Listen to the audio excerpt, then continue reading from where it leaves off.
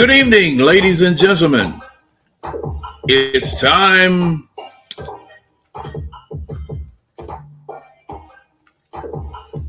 for the eye test. I think I jumped too deep in there. I don't know if you picked up my eye or not. Now my glasses all hung up on my head.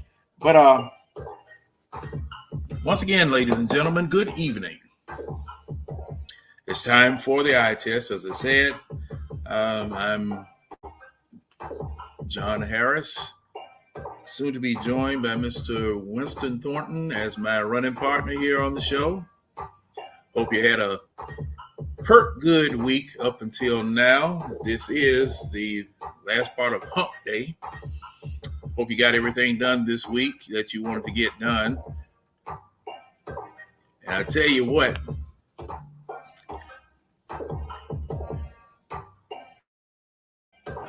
Miss Juliana Carter is here, and she wants me to drop the StreamYard. Well, the StreamYard is about to get dropped.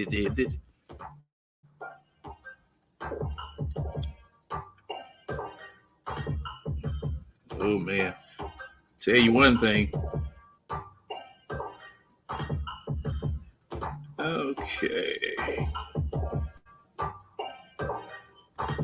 Oh, that's Winston. What am I talking about? I thought I recognized that name. Hey, Winston. All right, here we go. Let me copy this. I'm reacting to the people that I see in the pictures because I'm kind of boy, I tell you. Harris, if it wasn't for no brains, you wouldn't have none at all. All right, here you go. There's the StreamYard coming in.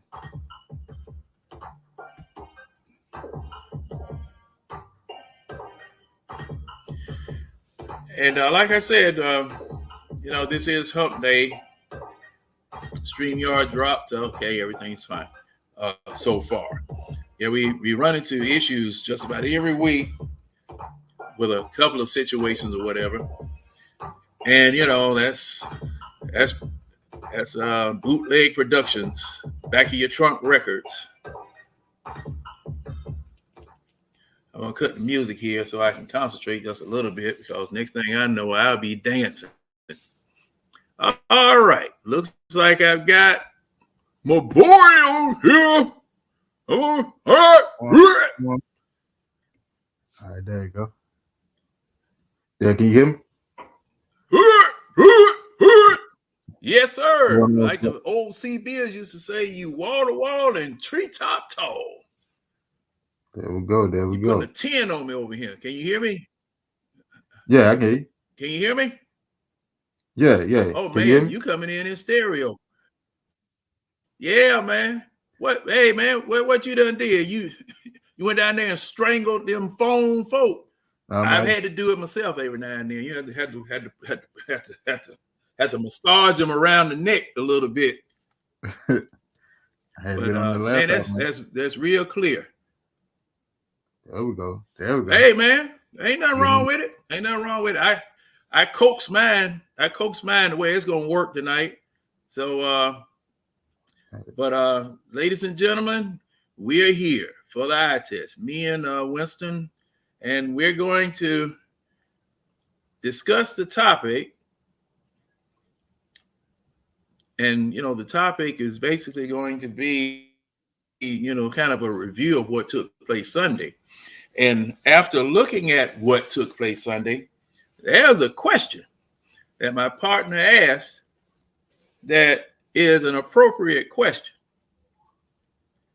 Was the New York Jets defense that good, or were we that bad? And looking at that game Sunday, it's an appropriate question. I had something I wanted to talk about, but I don't like to really jump into certain things unless I do some research. And I'm still going to work on it. So that when I take a position,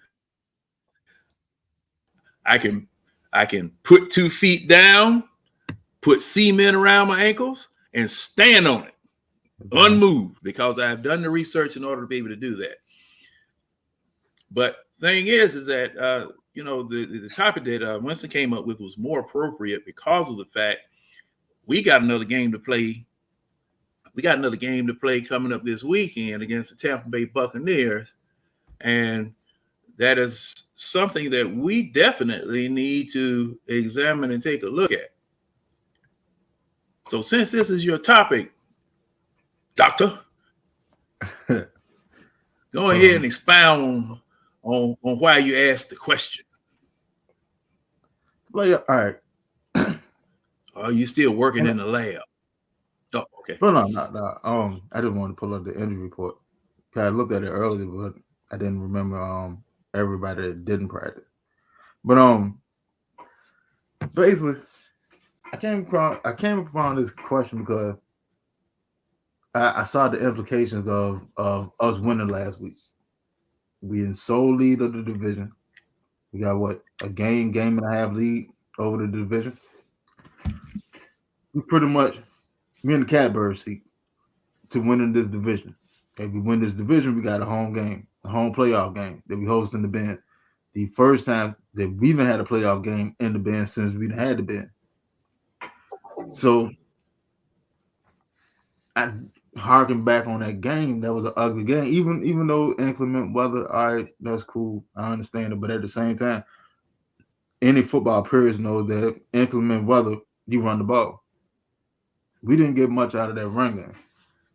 So I go back and I look over the weeks. And the offense been up and down. Like, we haven't even scored 30 points yet. Not once this season. So is our offense, is the Jets defense really that good? Or is our offense just bad? And they got exposed by a good defense.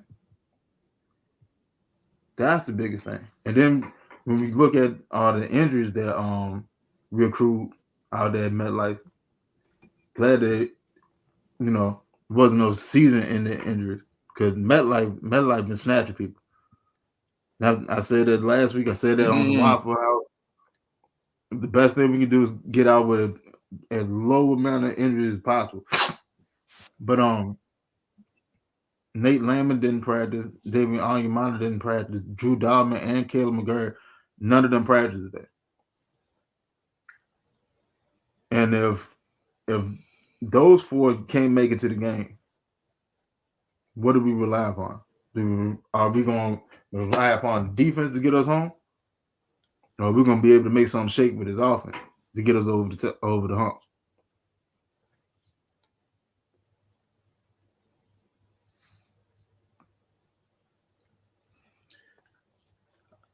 Now, taking a look at what we did last Sunday, okay, we had 34 rushes for only 90 yards. I'll say we used 3 running backs. Okay, because use off the I know we did use 3. All right. The passing stats were 12 of 27 for 121 yards and a touchdown. Now we got 3 sacks. And let me see. Yeah. And I didn't know. I'm going to have to take a look back and saw we fumbled 3 times, but never turned the ball over. Ugh. Really on the first snap of the game.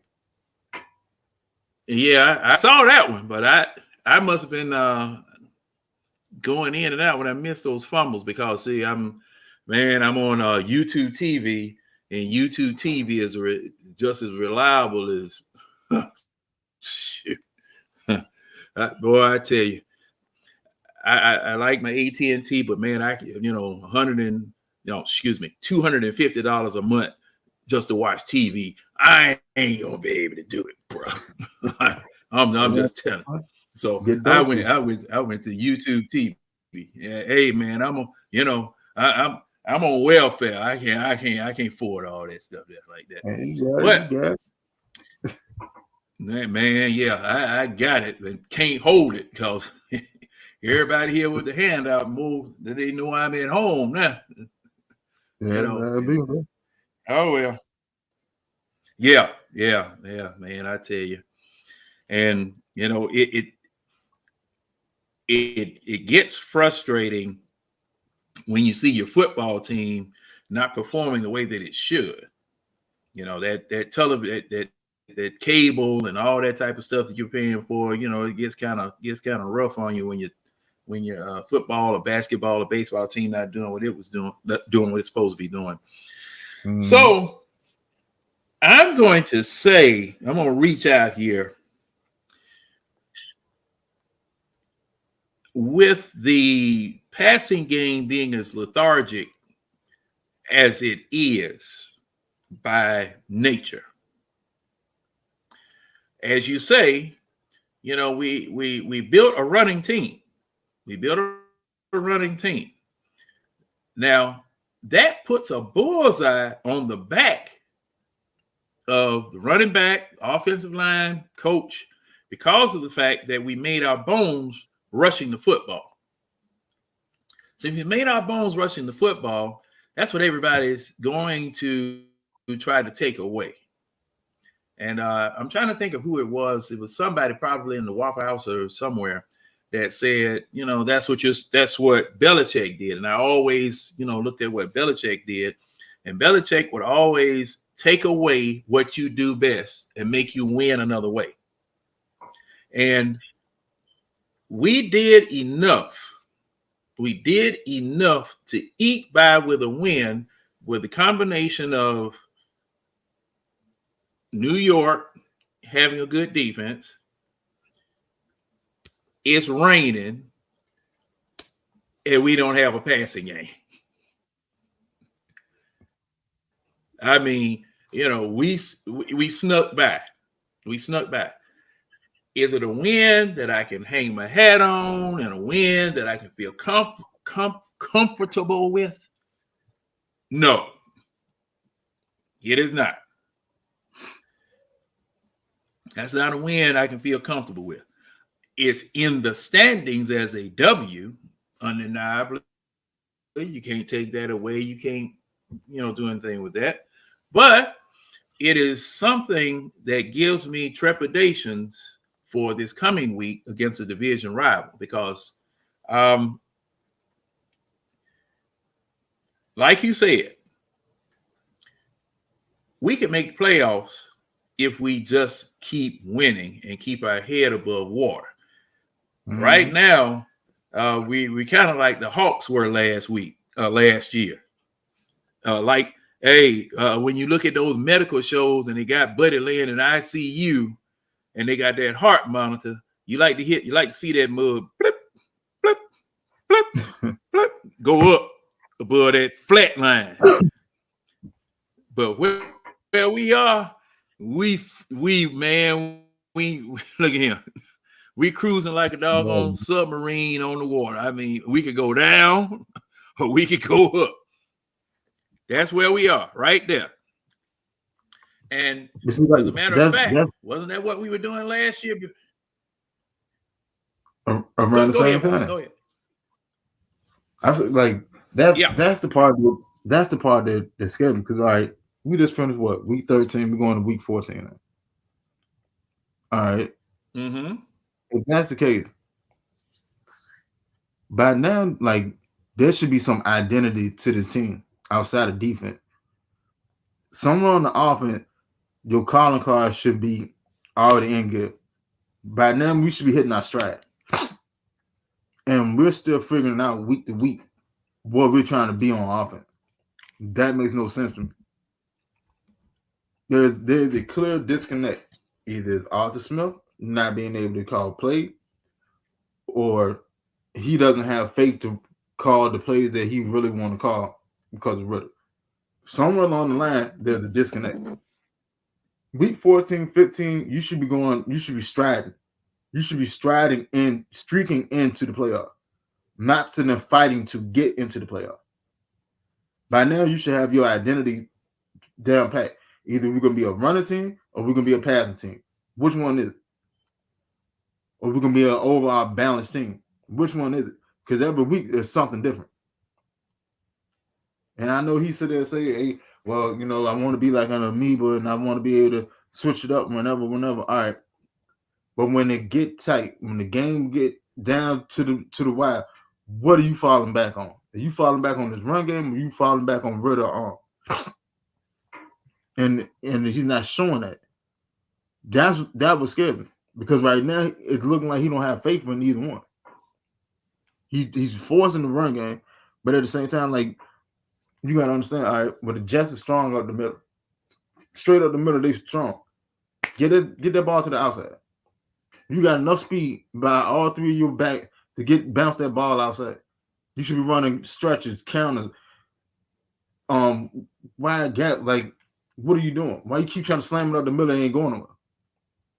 That's a wasted play. And with the offense that we have, you have to stay on track.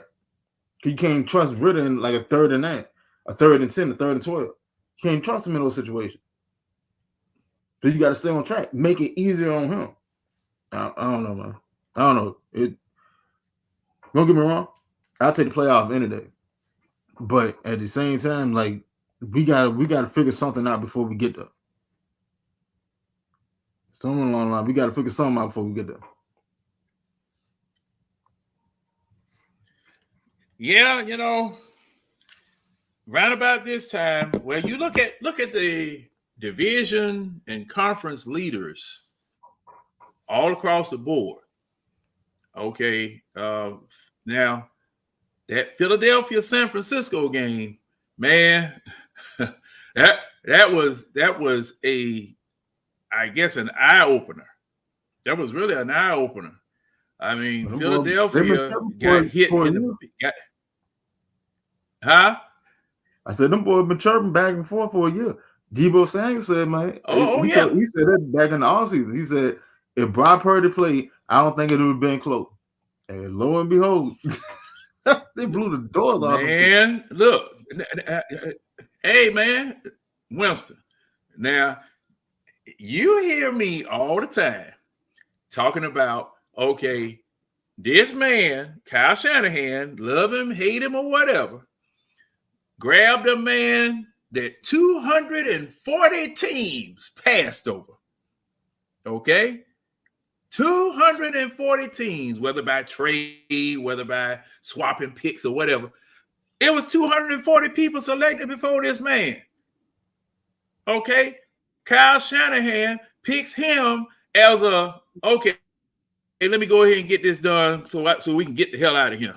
All right, you know, draft battle over. All right, let's go ahead and just pick this man and let's get the hell on out of here, man. I got a flight to catch, so I'm gonna pick this man here. I stand up there and whatever. A throwaway pick, okay, a throwaway pick. I mean, looking like the MVP. Okay, now this man gets a throwaway pick. Man, I you know. Hey, we got an invader, Winston. We got somebody trying to come in. Let me bring this man in here right quick. Sneak him on in here and see what's going on. Oh, that dog gonna run. What's up, man? What's going on? I with man, y'all. You hear what we talking about now? What you got to say, man? What's up with you? With the Kyle Shanahan system, he to put any quarterback in his system to make them look better than what they is. Do we agree? So do you think that if Brock Purdy went anywhere else, he wouldn't have success? Nope. Or he wouldn't have near the success he's having right now? What? Bingo. Look at all the weapons. Now that. Go ahead, Don. Oh, go ahead. I'm sorry. Go ahead, Ron. Look at all the weapons that the 49ers have. I mean, look at all the weapons we have. But, but they got better weapons than us. I think we have comparable weapons. What? Okay, We just we don't could have. say that. We could say that. But I just think Kyle Shanahan been around the game for a long time. He know what his team good at, and he know what they're not good at. Arthur Smith don't know his Now, left Ron. from right.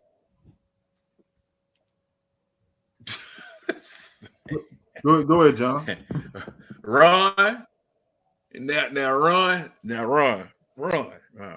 Now, you know that I've been, man, look here. You know, I've been cussing, fussing, hollering, yelling about what took place here ever since this person came here. Mm-hmm. Okay?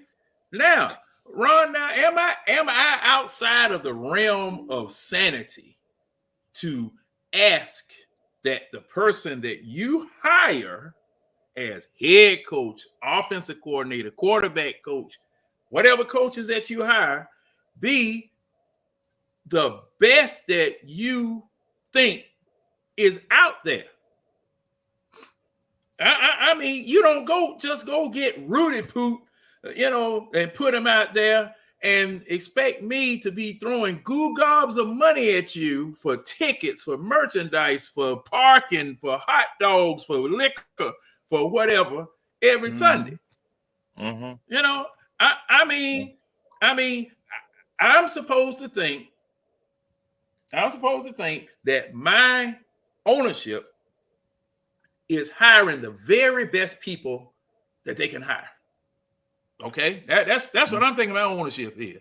I'm thinking my ownership is supposed to be able to tell me, look, Arthur Smith is supposed to be just as good as Kyle Shanahan, just as good as Andy Reid, just as good as Doug Peterson, all of these other people. And then you go and put a damn running back coach as a quarterback coach, draft a third-round quarterback that you know is a project, and you trying to be the smartest man in the room. I can make something out of him. Yes. I can create something. Man, you about as loony as that damn Frankenstein. Right. I'm just saying. I with both of y'all, but once again, and you said it a long time, John. And Winston, it start at the top. Do Arthur Blank really want us to succeed? You got to ask yourself that. Because this Arthur Smith, third season? Third season. He never been no head coach. He never been no head coach. Yeah, he's been around for a minute though. Arthur Smith has been around the league for like around the league. Like that's the problem. Around the league, he never been a head coach. I mean, Kyle Shanahan had never been a head coach before he got to San Francisco. But Kyle Shanahan long behind his daddy. That's the difference. His daddy taught him the game. Now keep it 100. Look, all I said is that they both in their first head coaching stint, and one looked light years ahead of the other. Yes. I mean, yeah. But once again, Arthur Smith never been in this predicament. Kyle Shanahan long under his father. His father, everybody forgot. His father was with Denver Broncos. Yeah, Mike Shanahan. Yeah, all those years. Everybody forgot about that. Oh. Man, you don't have to forget about that. I mean, I just saying, we not thinking about that. Wherever his father went, he went. I think the big difference that I noticed. And introducing Keelan, El Jefe sellout. Introducing what's going on with the name, Jay? El Jefe. Oh, Man, shoot, I thought I was going to call, some connections. Can I talk? Can we talk? Can we talk out here now, man? Yeah, we can talk, man. Are we able to talk? We can talk. Or do we need to go into the room or something? Okay, all right. Well, no, I'm gonna tell them you said it. The one thing that stuck out to me though about before Kyle Shanahan got his job, I understand his father, we were just talking about it earlier about the coaching tree from under Shanahan, like how great it is. But the one thing I would say about Kyle that's different is that he had a long history of success as a coordinator prior to getting that head coaching gig. Yeah. Whereas Shanahan, with Arthur Smith, he only had 2 years. Right. So I think that's kind of the big, because outside of his dad, right, he had a proven history. He made RG3 look like a Pro Bowler. He made Matt Schaub look like a Pro Bowler. Yeah. He made Kirk Cousins. He made Kirk Cousins a whole bag of money. Yeah, he got Kirk Cousins paid. Right. He had a long track record. So I'm not gonna say it's just, it's great that his dad, is a vocal point. Right. But you gotta say that Kyle stood on his own apart from his dad and has a long history of success. And the thing that was interesting about that situation, because I made a post earlier where I was kind of trolling some of the Ryan Knights, but I discussed Kyle Shanahan, and people were upset about how Kyle had already was having discussion with the Niners before the Super Bowl, and I was like, well, Quinn did the same thing with us. Mm-hmm. We interviewed him prior to the Super Bowl, and he signed the day after they lost, but Shanahan was supposed to be a package deal. I remember that was part of the draw that got Quinn hired, was the fact that they were supposed to be a package deal. I remember Shanahan was in Cleveland. He said that he went back and had Cleveland management short his contract in order to let him out. So he had additional like 3 or 4 years, but he went to Cleveland because he knew Quinn was going to get the gig, and he had them shorten it so that they could be a package deal.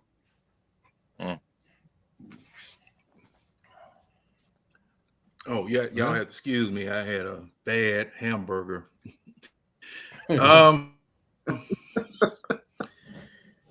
Yes. Now, the thing that I want to add to this too is the Shanahan tree is a branch off of what's his name out there? The originator, Bill Walsh. He's a branch off of that tree. Now, when you chop a branch off and you plant that branch, a pine cone or those seeds or whatever, there's another tree that's going to grow. And that West Coast offense, now, just like I was telling everybody, the West Coast offense is, besides I think you got three basic offenses with play calls that they do resemble each other, whatever. You got this Erhard-Perkins system, the one that Green Bay runs. You got the Air Coryell that we ran here at a time, and that's from old Don Coryell out there in San Diego, who had a quarterback that could run it. Then you got the West Coast. Now, there are so many variations of the West Coast. There are a lot of variations of the West Coast. And Arthur Smith, his particular one, I see Red in here. What's going on, Red? I see his particular one. The thing is about Arthur Smith is an offensive lineman. He was an offensive lineman. And from what I'm seeing about that tight end heavy offense that he likes to run, don't you? This just me thinking. Isn't that something that an offensive lineman would design? I mean, you know, he was the tight end coach too. Right. For a minute before he became and there you go. With Tennessee. There you go. Mm-hmm. See, and I mean, every year, we grabbing tight ends, we grabbing people, you know. Okay, we'll get a draft pick, but we'll go get a tight end. We'll switch out a tight end. We'll look at a tight end, you know. And this, to me, tells me that he really doesn't know what the heck he's doing. You know, along with the other stuff that I've been saying about it. You know, and that coupled with that arrogance when he first came here. Oh, you know, now, okay. You know, just like you guys, if you're talking and dealing with somebody, whether it be the person fixing your car, whether it be the air conditioning man, whether it be the, you know, man cutting your grass, whatever, and, you know, you're talking with them and discussing a problem or discussing just talking about it, whatever. And somebody comes across with I don't even know what you asked me that for. Why are you even in my presence? Who are you? You know, this is what I'm getting. This is what I got from Arthur Smith. You know, I mean, think about it. You smarter than everybody in the doggone room, and you don't want people asking you questions. Hey, go ahead, Ron. I think Arthur Smith is stuck up. I think he the shit, but you shit stain. I think Arthur Smith, let's be honest, Arthur Smith got the job from Derrick Henry. What Derrick Henry did in Tennessee the year they went to the AFC Championship game against Kansas City. That's how he got the job. Let's be honest. Eric Bieniemy is a better OC than Arthur Smith will ever be. Let's be honest about that. He should have got the job instead of Arthur Smith. But we don't like bad boys. Let me say that again. We don't like bad boys. The Falcon filter. The Falcon filter. Right. Thank you. We don't like the bad boys, but we're going to get Arthur Smith. Let that sink in. Carlos Wiggins says someone pulled his card. No, that don't need to sink in too. John, you said something that triggered a thought. Well, hey.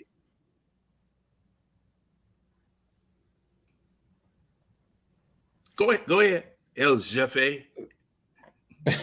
You said something that triggered a thought though, being that he's a tight ends guy, and I wonder going into the decision to take Kyle Pitts, that just seems, being that he's a tight end guy, that he would take a non-traditional tight end, especially considering he has so much success in Tennessee with tight ends like Jonnu Smith. And it kind of makes me wonder. Yeah, and exactly. Who are traditional tight ends who can block and go out there and receive. So it makes me wonder if that was a Arthur Smith pick, considering he's a non-traditional tight end who can't block. I'm not gonna say he can't block, but isn't the blocker that a Parker Hesse or a Delaney Walker or a Jonnu Smith is, right? Mm-hmm. And when you said that, it just made me think. I was like, I wonder if that was even an Arthur Smith pick, because he doesn't fit the mold of all the other tight ends that he's utilized at Tennessee. Excuse me. Yes. Thank you. But that was a thought that just popped in my head. I was like, that was a good thought, because it makes me question was that a a Terry move more so than an Arthur Smith move. John, you want to go? Now, go ahead, Winston. You got something? Go ahead. Go ahead. I mean, he was. I'm the one. I just got. He was going off your statement. Go ahead. I'll go ahead. Oh, no. Well, I'll go ahead since we're going to be volleying and returning and volleying. Okay. Don't let these bricks back. Don't let these bricks back here make you think anything. Now that's a background. That's all that is. I'm not recarcerated and nothing. I just put that back there. I just put that back there. And hey, I'm down by law tonight anyway with this on. But I bought it in Houston. I'm gonna wear it. Damn it. But at any rate, we'll be back. We'll be back soon.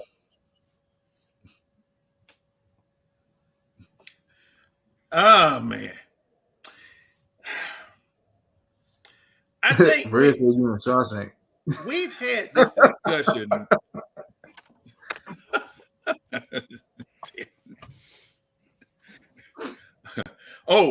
Red, you hurry and get home. I got a bone to pick with you anyway. Me and you, we got to sit down and have a caucus. Not a discussion, a caucus. We got a caucus. But let me go on here with the thought. The thing is that, like I said, we had this discussion. We've been having this discussion as to who made this first pick, Kyle Pitts, who made the second pick the very next year, Drake London, who made this Bijan Robinson pick between the two of the people. Between Fontenot, Arthur Smith, or them both. And thing is that, regardless of what it was that they did pick in their very first draft, they picked the wrong thing. Okay. They did the wrong thing with the fourth pick. I mean, like Winston said, and it kind of echoes what it was that I was saying, because see, number one, you come in here and you say, all right, we build it. Excuse me. I said we building. They said we come here to win. We ain't doing no rebuilding. We came here to win. That's what they say. So my thing is that okay? Now I'm trying to cut you some slack for year one. So that you can, you get your quarterback in. You got Matt Ryan. He can get behind and he can learn behind Matt Ryan or whatever. So and you can bring him out. Oh, do what you're gonna do. Now that's what I'm thinking you're gonna do. But no, you came here to win. You said I came here to win. I'm gonna do that. So guess what? Don't let your mouth write checks. Your ass can't cash. Okay, that's where I am with that. You said it. I'm holding you to that. So now you didn't do it. 7-10. Now, ordinarily, I take 7-10. Hey, we rebuilding. Hey, could be worse. Could be 4-12. Hell, Detroit, didn't they go 0-16? All right. Could be y'all. All right. This is a rebuilding year. But you went out in the big grocery store. You only had a little bit of money. Matter of fact, you didn't have no money. You had some food stamps that you stole from somebody. You didn't buy them from them. You stole them, and you in the store shopping. And instead of you going and getting some necessities, you go get a lobster to eat. How long that lobster gonna last? That lobster wasn't gonna last no time. You could have took that $60, $70, whatever worth of food stamps and bought what you needed, or traded it and moved down and grabbed a whole bunch of things that you could have needed, because you needed to rebuild the defense. Okay. Offensive line at that time was a question mark. There were other things you could have done, but you went and got a tight end. Here we are 3 years later. I feel like this deja vu. Woo, boy. No. See, you We got a unicorn that averages 40 yards a game. You go ahead, sure? Ron. You sure he a tight Yeah. end? Can we stop? Look, let's ban Guru and let's ban Unicorn. Red. But one unicorn, and that's what Right. Rainbow Bright ride on. You know, He-Man's sister She-Ra had a unicorn, but Falcons ain't got one. I apologize for starting this conversation, but when I don't John know. said I don't know. when John said it, it made me think about who it made when I apologize, like I said, for starting this conversation. But when John made his statement, it made me think. I was like, Arthur Smith probably didn't even. Why want you him. apologizing? For real? You apologizing, man. This is a discussion forum. We discuss it. But it's one of them Well, discussions. hey, wait a minute. Whoa. Hold up. Pump the brakes. Look, now there are a lot of people that will not dig into the hole. Yeah. Okay? We digs in the hole. We ain't scared. Winston, you scared? Is you scared of anything, Winston? I ain't scared at all. That because you know who sleep. I'm just saying. We What look. about you? I said watch on Christmas movie. Yeah. Hey. Man, look. I'm still unsettled about what happened last week. Going in there waking folk up, man. All my mess around here gonna get clawed out. Yeah, okay, let me see. Carlo Wiggins, he said. Carlo Wiggins said they had to buy our patience with a little lip service, especially why I think they know their lives basically on the line, and we finish up strong. Well, see, no, Carlos, you might be right, because see now there are a lot of fans that, okay, I mean, they walk. These are the same type of people that walk into a car dealership and pay sticker price for a car. Okay, I never have. I never have. You know, like my dad said, you have to Jew them down. We gonna discuss, negotiate, and we gonna talk. I'm gonna pull mouth and everything. I mean, that's what you're supposed to do in a situation like that. You got it. If you got it, I'm really finna negotiate. They not. Thing is that yeah, and that's why I haven't bought no car in the past, 2 or 3 years. Because see, man, I ain't no, and the bad part about it, you done put another sticker on the one. Come on, bruh. We ain't doing that. And it's the same thing with the Falcon. Look, you said that you were coming here to win, so I'm gonna hold you to that. And thing is, I'm gonna judge you as far as that is concerned. All right, especially when you came in here hot, arrogant. I have been a fan of this team since they've been here. I've seen a whole bunch of stuff go on from various people. And one thing that I learned from them, as well as through life, like I said before, don't write checks your ass can't cash. Don't get my hopes up. Don't get me buying merchandise. Don't get me running doing no. And then on top of that, I'm going to look at it realistically, because first year head coaches who come in, some of them do well, some of them don't. And it's more that don't than do that I've seen. Now, you guys, y'all correct me if I'm wrong.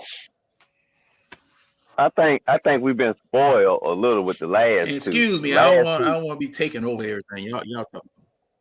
Oh no, you good, John. You the host. But I'm saying the last two see Mike Smith won right away. Came in unexpected, won 11 games first year out. Dan Quinn came in, a little expectation, went 8-8, but he went to the Super Bowl with 11 wins second year out.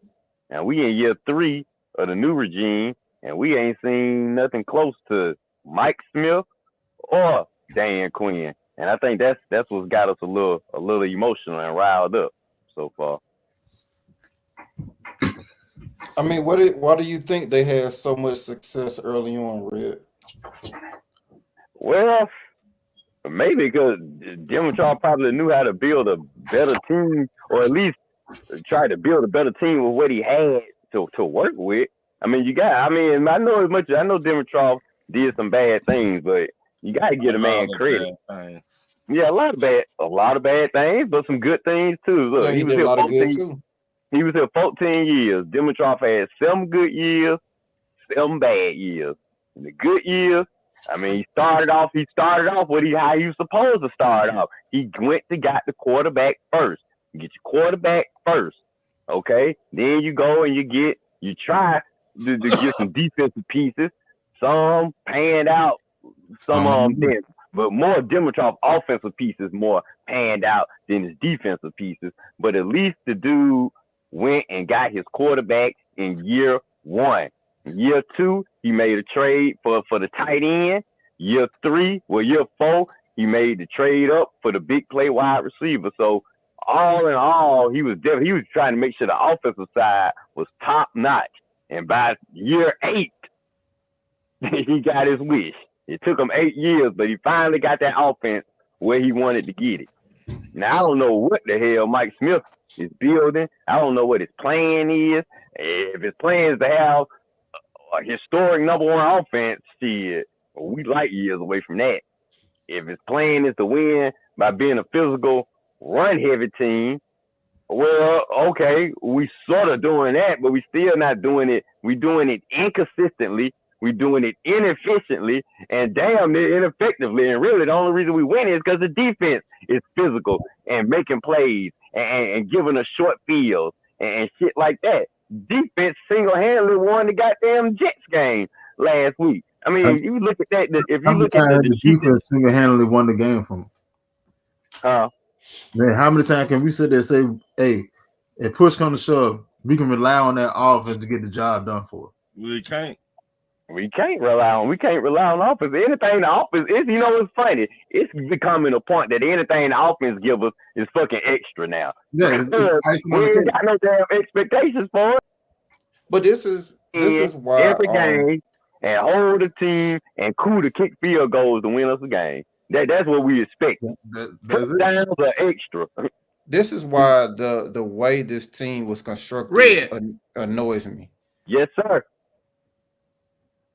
I'm here, John. What's up? Oh, I heard boop, and then you went black, and then you came. Yeah, he came back in. Yeah, he came back in. He came back in. Oh, no, I was saying because I asked Red. I was saying, so what do you think is the difference the way those coaches started off, and then you went to Dimitrov and how he started to build his team with a quarterback, right? He went ahead and said, "Let me go get a quarterback." And I remember we've talked about this many times about the 3 most important positions: quarterback, someone to protect the quarterback, and someone to go get a quarterback.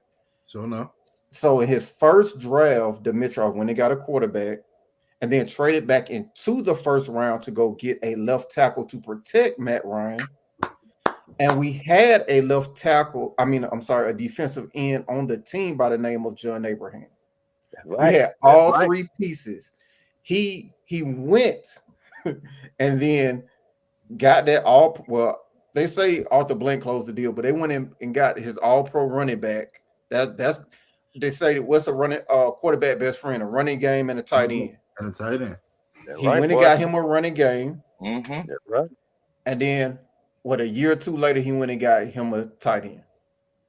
He went and got all the he went and got all the fundamental pieces. Yeah. That and I don't know why people want to, I guess, when they say if it ain't broke, don't fix it. I mean, yeah, if it ain't broke, don't fix it, right? Yeah. That's a saying, Q. This system has worked so many times over history. You get your quarterback, you go get a left tackle, and you get a defensive end. The Houston Texans just did it. The Houston Texans just did it. Yep. This is proved to work over and over and over and over and over. But somehow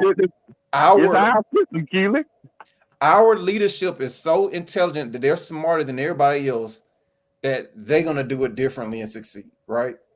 And we see the result, right? They didn't go get a quarterback. They didn't go get somebody to sack the quarterback. But our front office is so smart. They're gonna do it differently than the way that has worked for the last 100 years. But that's, to me, going back to the point. I was like, why do you think Mike Smith and Quinn had so much immediate success? Well, they had the pieces right away. And we're sitting here going to keep going when we see the pieces that are needed, which should have been got right off the bat. That should have been the first number one on the to-do list. Get those three pieces. You're right. Yeah, we already got the left tackle. We should have got a right. Year 1, the defensive end, year 2, and that would have been it. Or if we didn't get the quarterback year 1, still ain't got the defensive end. We could have got Michael Parsons. Right. We could have got Michael Parsons year 1. And that's the thing that annoys me about the Houston Texans situation. Is the exact same situation. They already had a left tackle, and in the same draft they got a quarterback and a edge rusher. But when they were projected to be one of the worst teams in the league this year, right? Like Houston, well, no, they were supposed to be the worst team. It's supposed to be because nobody expected them to be smart. They didn't know they had a smart front office, but now I bet they won't be protracted to be worse no more. Well, y'all look at it. That y'all defensive head coach too. Came from the 49ers. The same, but you think same thing we did. Right. The same thing. Yeah.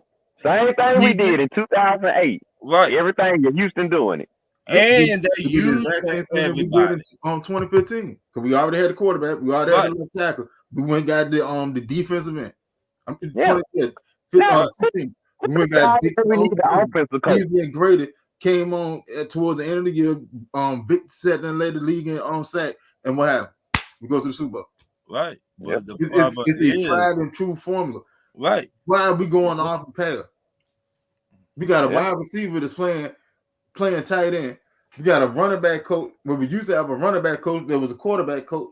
we got an OC that sit there and pass out water Gatorade bottles all game and shit. We got a quarterback that's the wide receivers coach. Right. It's not making sense. It's not adding up. We still ain't got that defensive end yet. Hey, and we got a quarterback. A little longer than 2, we still ain't got the quarterback yet. Right. We got a quarterback that need to be selling insurance. You see, we don't have nothing right. I wouldn't even trust that insurance if he was signing to me. I'm like, hold on. Didn't you know I'm one that was playing for the Falcons? You the one who's sitting there throwing all the interceptions. Yeah. No, sir. He gonna be working with me. He gonna be working with me at UPS soon. Might as well come on up there and be a supervisor. Come on, all that money and don't get no service when I need it. No, sir. No, sir. Ritter, come on, Ritter. Come on over there with me and be a supervisor, hey, man. That man was self-insured. Man, look here. Now, hey, Red. Now, somebody else had something? I was going to tell Winston. I was like, somebody this is the part that made... Anybody? Yeah, that was me. JLK. Oh. I was saying something to Winston. So this the part that made me mad about the Ritter thing. I remember Ritter getting ready for the New Orleans game. He said the benching taught him to see it from a coach's view. So he learned all his mistakes, right? Bro, I see the same joke. I see it. Go ahead. And then he came in the game. They coming through a pit, right? And threw two hits. Look. I remember because I took it. I said that made a post. I put it in both of the group. I said, man, this motherfucker sound like he ready to turn the ball over. And lo and behold, as soon as he got his ass out, got a tricking again. Right? What about that fumble stepping on his offensive line? Oh, damn near fumble.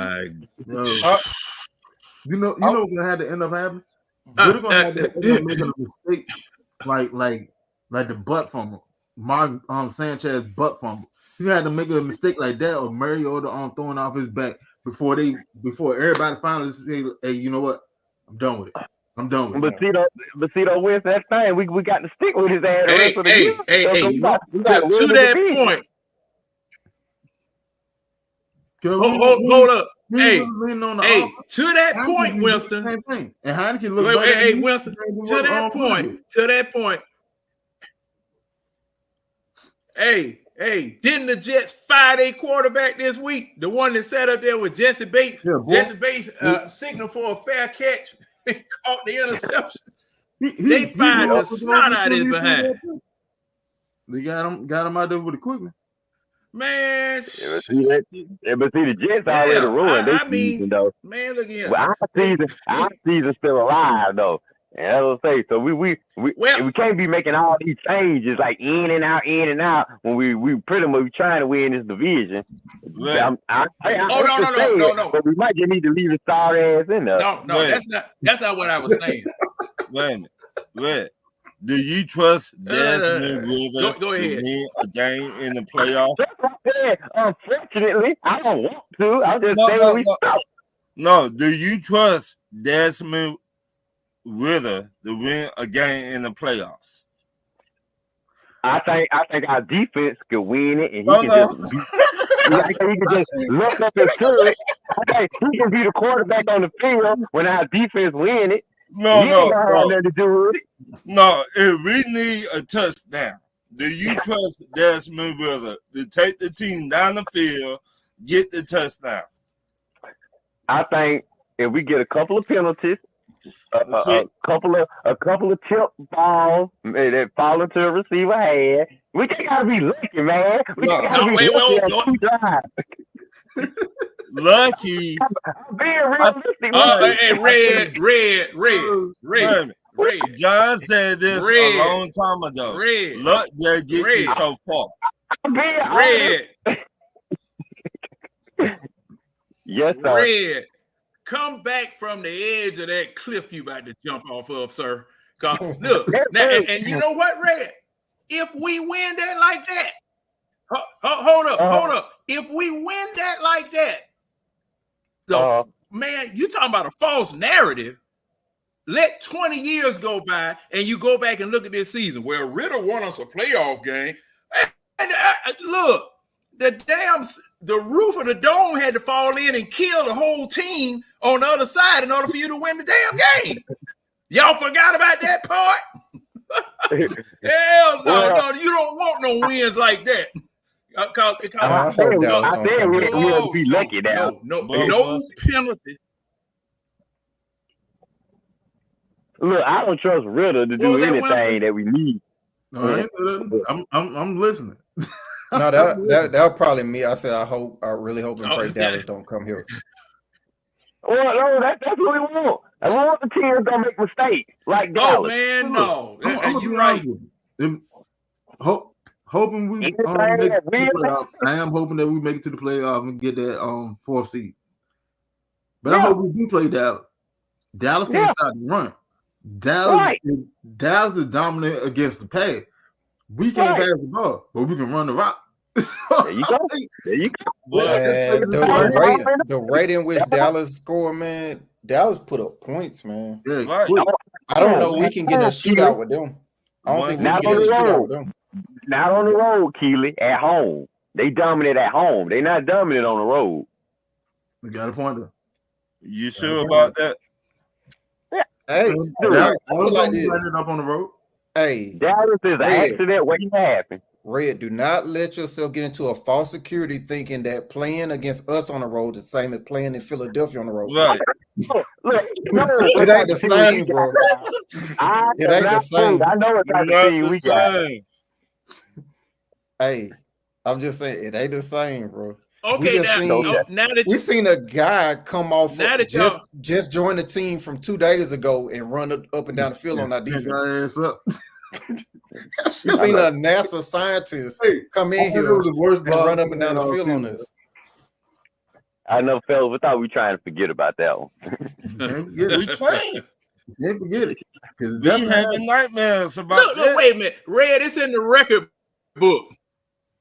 It's in the record book, Red. You can't forget about the record book. Oh, Yeah. Ray Allison said, You can't "What's forget up?" about the G?" record book. But hey, Y'all heard me. Ray Allison said, "What's yeah, up, gent? What's going on, Ray?" yeah. Carlos See, Carlo. Wiggins said, "These other coaches see Smith as the rookie All he right. is. They study tendency. A lot of these football minded minds really live this life. I got the utensil, but don't know how to cook with them. Yeah, I definitely agree. I definitely We agree. all He got all the say it there, though. he got all the pieces here. I told you he got keys to the convertible. Can't Okay, even crank it. now that y'all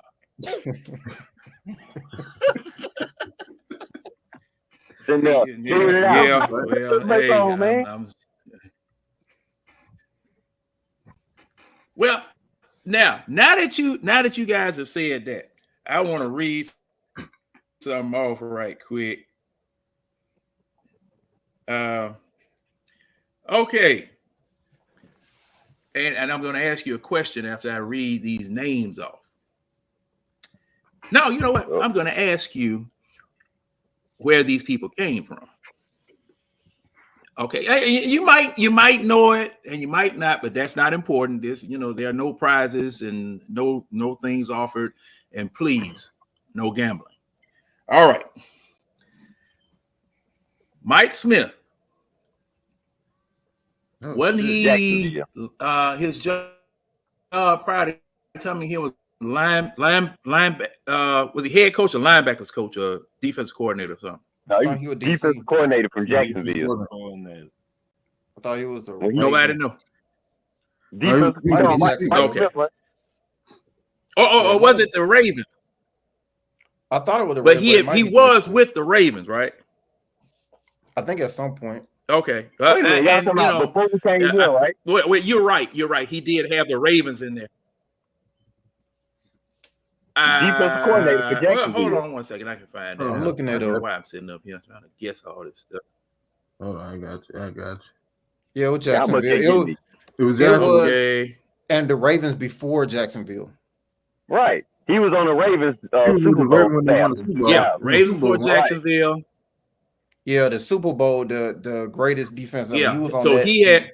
He was on the staff. You know what? There's a lot of coaches that was on that damn team right there. Yeah, well, they had a squad. Coaching wise, they had a squad. Marvin Lewis, all right. Rex Ryan. All right. See all that? See all that history? Just keep that in mind right there. Just keep that in mind. Your offensive coordinator was Mike Mularkey. Pittsburgh. He was the defensive coordinator for the Jacksonville Jaguars. From 03 to 07, he got to us at 08. Mm-hmm. Is that what I say? Mike Mularkey? Mike Mularkey. We talking about Mike Smith was a defensive coordinator. He moved on to offense. Once talking about Mike Smith. Yeah. Mike Mularkey was the offensive coordinator for Buffalo. He was a head coach. He was either head coach for Buffalo or offensive coordinator. He was a head coach. Now he was Pittsburgh. It was Pittsburgh first with Jerome Bettis. And then he was also with Ronnie Brown in Miami. Ronnie Brown and all that. And Cordell Stewart. Was he a head coach before he got to us? Okay. Because I remember. I thought it was after because he went to Jacksonville, didn't he? After us, he went to Tennessee. He went to Jacksonville, if I'm not mistaken. Right. But he was in Buffalo for a period. I'm not sure if it was. He was there with EJ Emanuel. He was there with EJ Emanuel. Right. EJ Emanuel ran his mouth this week. Shut your ass up, EJ. You still stinking it up in Buffalo. He had his running back at that time was Willis McGahee. He had Willis McGahee in Buffalo. He was the offensive coordinator for the Dolphins in 06. With Ronnie Brown in them. When he had Ronnie Brown in them. He became the tight end coach in 07. Then he became offensive coordinator in 08. When was he in Buffalo? When was he in Buffalo? He was head coach 04 to 05. Buffalo. Right, okay. I know one of them. Okay, so it was before. He was the offensive coordinator for Pittsburgh in 01 to 03. But that's what I remember him from, because he was Cordell Stewart's offensive coordinator. I know where you're going with this list, John. I know where you going with this list. I know what you're trying to prove, but go ahead. I'm gonna play along. I know Okay, but can I finish my list? Wait, Rick, can I finish my list? I want to finish my list. I want to finish my list and make my point. Can I do that? Carry on. Because see, Red. Yes, sir. Red, that posting you put up there of oh man, who is that? That post you put up of Norman Lear. Yes, sir. Earlier today, you remember that? Yes, sir. Where you get that? From you. Where did you get that? From you. On your page. Oh, you thieving, low down, dirty snake in the grass. No, I'm just messing with you. That's what I said. I'll go get him. Red, since we know where he's going. Now, Red, since we know where he's going, we might well look up Shanahan and Quinn information real quick. I already got another 2 guys. Already. Go ahead, John. No. Wait a minute. We're going in the same direction. We're going in the same direction, but now, okay. Well, I'll stop right there because I'm just gonna list 2 more people. You got Terry Robisky and Emmett Thomas. No, keep driving.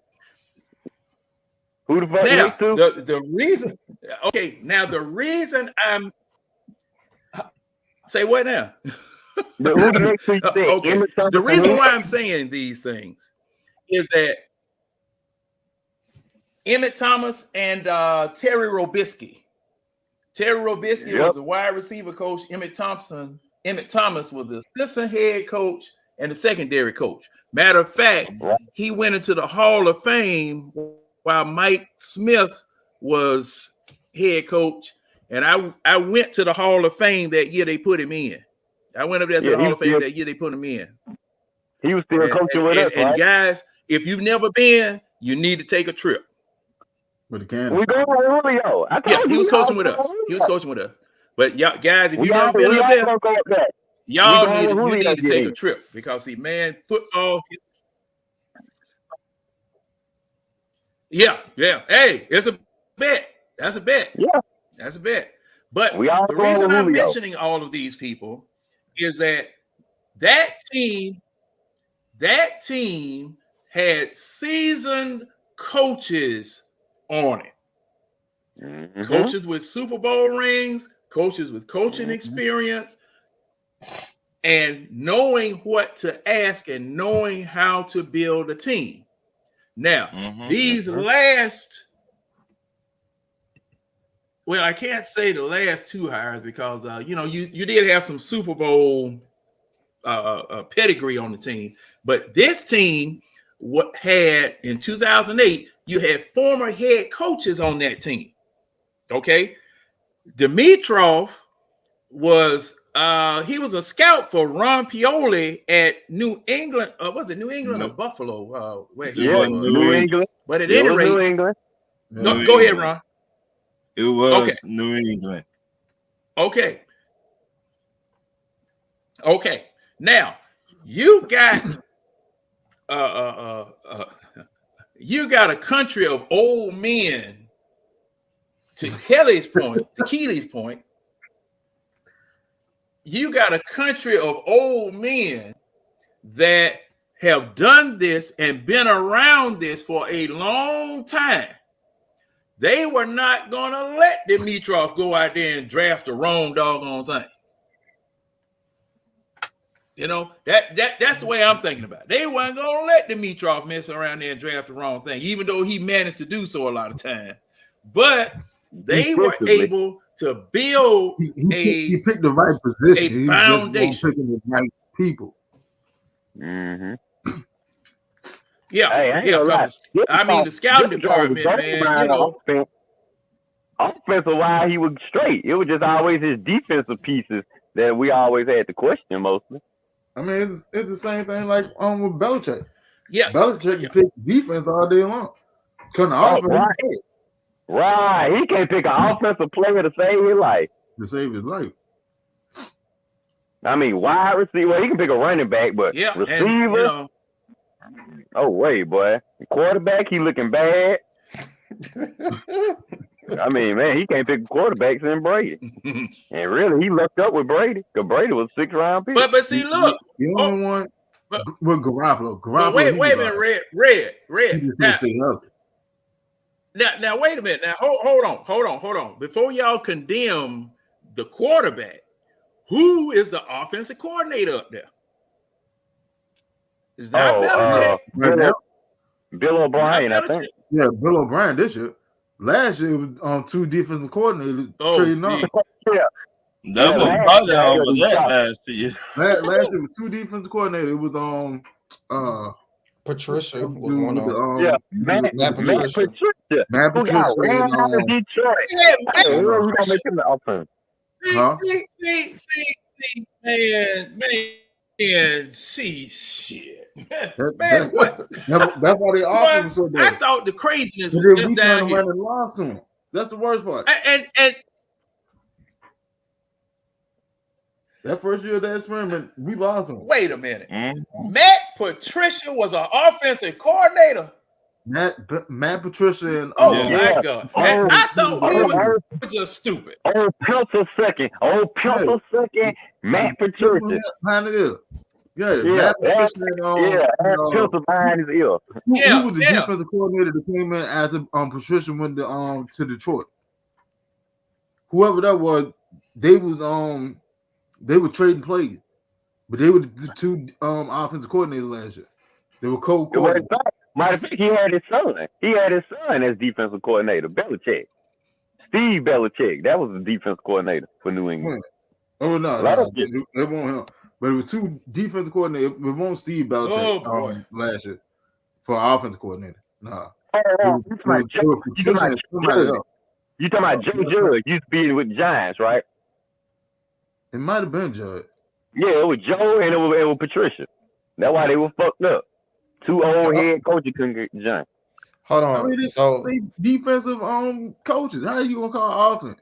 Like that don't make sense. If your mindset is offense and you sitting there thinking X and O's and how to exploit it, just because you know as a defender how to stop it, there's something different than actually calling plays for an offense.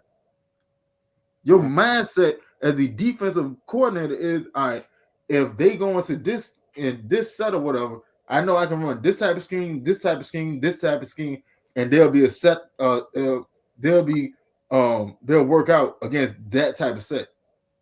As long as we maintain our integrity and play our shit right, we're good. You just react to it. You know what's funny? You know what his other title was in New England that year? Who? Matt Patricia. What? Oh, I'm afraid. Offensive line coach. Come on, Lord, bro. He left. So I didn't know he was in Philadelphia this year as on the defense again. He left New England to go to Philadelphia. So now in Philadelphia, he's defensive advisor. And they defense sucking right now. Yeah, he's a defensive assistant in Philly right now. But I guess he thought it was stupid too to be coaching offense, so he left. And now he just needed a job. Well, he took the job. He took the job. And see, now this is the thing. This is the thing get me. Poor old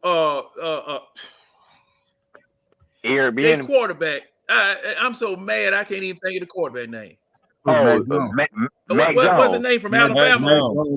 Mac Jones. Bailey Zappi. Poor Mac. Poor Bailey Zappi. Poor Mac Jones. He had the same predicament. Oh man. Wait a minute, they both sorry. So which one? But pretty much. Okay.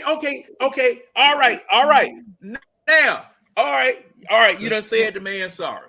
But look at who is supposed to be coaching them up. See, that's why I can't. All right. man. All down, Joe. Oh, Lord. Oh, man. Get her done. See. Hey, let me see. 3:30. I'm gonna read these comments so I can kind of. I'm gonna take a swig of whatever this is in this glass, and read the comments. Lord. Kind of Lord, have mercy. calm down. 330 said Arthur Smith has a corporate management mindset. I retired from a global corporation, and the way he lead the team as a coach is like upper management in a company, trying to stay relevant. Smartest person in the room. And the coach's corner is, hey, what's up, coach's corner? He said, damn, I'm late. I forgot you on. You all are an hour ahead. Huh? Oh, you missed one. Miss B said, did I hey, miss y'all, one? Oh, Miss B. Hold up. Doing, Miss B? Hold up. Thank you. Hey, Thank Miss B. How y'all doing? Shout out to Miss B. Yeah, Miss B in the house. Carlo Wiggins in there. What's going on, boss? Make sure to say hello to everybody. Yeah, we are all right now. I can step back from the ledge. I'm gonna leap over. But at any rate, see, this is the thing. This is the thing. I can't blame Desmond Ridder 100% for being a bad quarterback because you had nobody here to coach him. Little did I know that up in New England, the same stupid mess is going on. And Mac Jones, I mean, you got what now thing is now, you know, you got some people that can't control their emotions when they get in situations or whatever. Is that man crying from frustration, anger, or what? Because I saw the man over there on the side in an interview. They were asking him questions. they won't give me the ball. They tied me up and put me in the shower and were throwing cheese on me. You know, it was all kind of crazy. I mean, this joker had broke completely down. Okay, he had broke completely down. And see, the thing is that when you got people who don't know what the hell they doing, I mean, come on, man. I thought that organization was way better than that. But then again, to y'all's point, Belichick has always thought he was the smartest joker in the room. Now he got Super Bowl, so you know he get kind of a pass. So you know he got a ring full. Go ahead, Ron. When you hire your best friends who you play golf with, it don't work out. And it gets in to my point. Our OC is who? Who is our OC? De facto OC or actual OC? Ours. No, I said de facto OC or actual OC. Either one. All right, de facto is Dave Ragone. Okay. Actual Dave OC Ragone. is Arthur Smith. Okay, so what Dave Ragone, had he ever won anything in Chicago? Okay, so you hired. Hey, Ron, it's a wonder. Hey, Ron, it's a wonder Chicago still got a team after he left. Wait a minute, Derek Gone was in Chicago with the back. Yeah. Yes. Wait a minute, Red. Red, you didn't know that? Chicago. Wait a minute. We hired a coach from the damn Titans and an OC from the Bears, and we wonder why our offense fucking sucks. Okay. See now you get it. Now you get it. The last two teams I would ever go to for a damn offensive coach, man. That's the problem right there, because the OC came from Chi-Town. What they known for their defense. You know how to spell offense in Chicago. You know how to spell offense in Chicago. Hey, hell, we gonna hire somebody from the damn Bears. Hey, Red. Yes, hold up 1 second, Red. Hold on 1 second.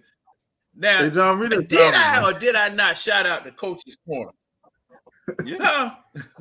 You did. Did I not shout out the coach's corner? Yeah. Yeah. Oh, you see what he put down here? Oh, because I don't have boobs, I can't get a what's up. He said, see, now I'm about to stand on business. Now wait a minute. Coach, that TR stuff. Make sure you don't ever get it. Coach, make sure you don't never get done. That's all I want from you. Stay away from those. Hey, shout out to the coach's corner in case he didn't hear it. Hey, speaking of, hey, Red, go ahead, man. Go ahead. I had to handle that right quick, cause see now. Hey, Coach, put your name of your show and your start time, days that you go on. Put that in the comment for everybody. Or better yet, come on in here. Who is that? How about that? Come on in here. We ain't doing nothing but drinking. We ain't doing nothing but drinking and talking anyway. You know what? We hired a lot of Chicago Bears front office people. Thank you. That's probably why we got all these sorry Chicago players and coaches. Thank you. This is just the last where I was finna go. We hired like 5 people that came from Chicago. 5. Basically, everybody got fired. We picked them all up. They came over here. That's the last team you go to when you're looking for offense, man. That's like going to damn man. I just don't get that right there. They came over here. Arthur Smith was like, you know what? I want you, and you. Come on over here. Arthur Smith has no credibility. Arthur Smith was like, I will pay y'all in food stamps. Come on over here. That's what they need to be getting paid with, because they ain't doing the job. Shit. Damn, worst offense in the league the last 3 years since you been here. And these motherfuckers. Well, that's what I'm saying. We went from having a that's why I brought up them.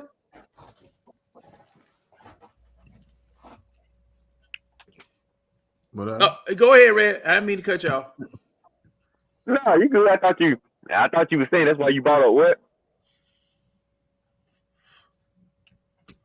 Oh, well, that's why I read off those names. That's why I read off those names. Because this was the very first coaching staff that we got.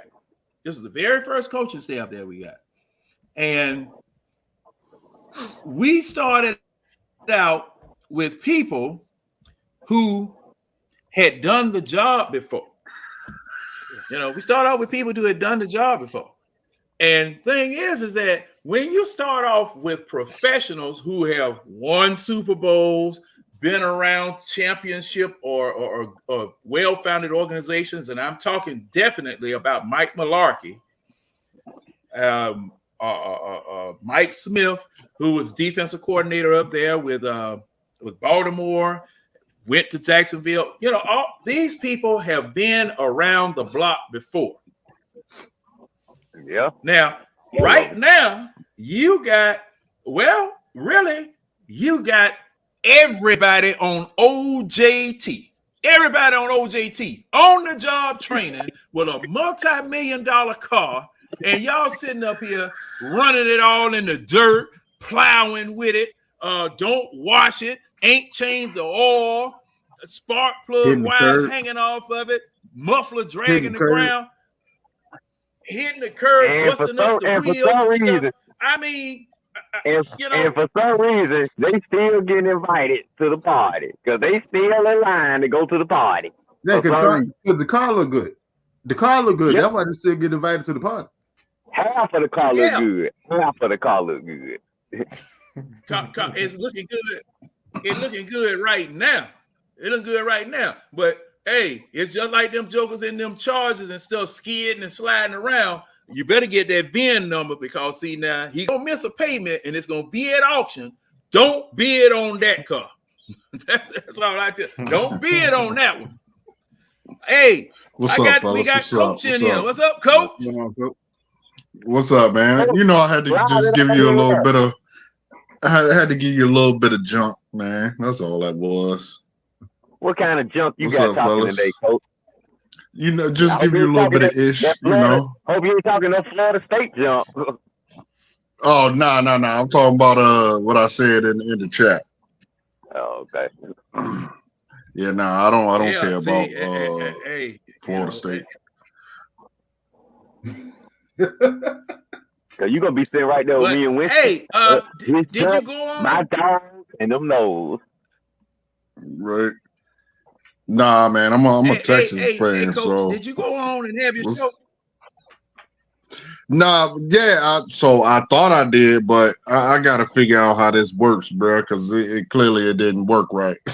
I got the video, it just didn't upload. So I'm gonna figure it out, and I'm gonna be going on Mondays between Unc Steve and Toddy's grades.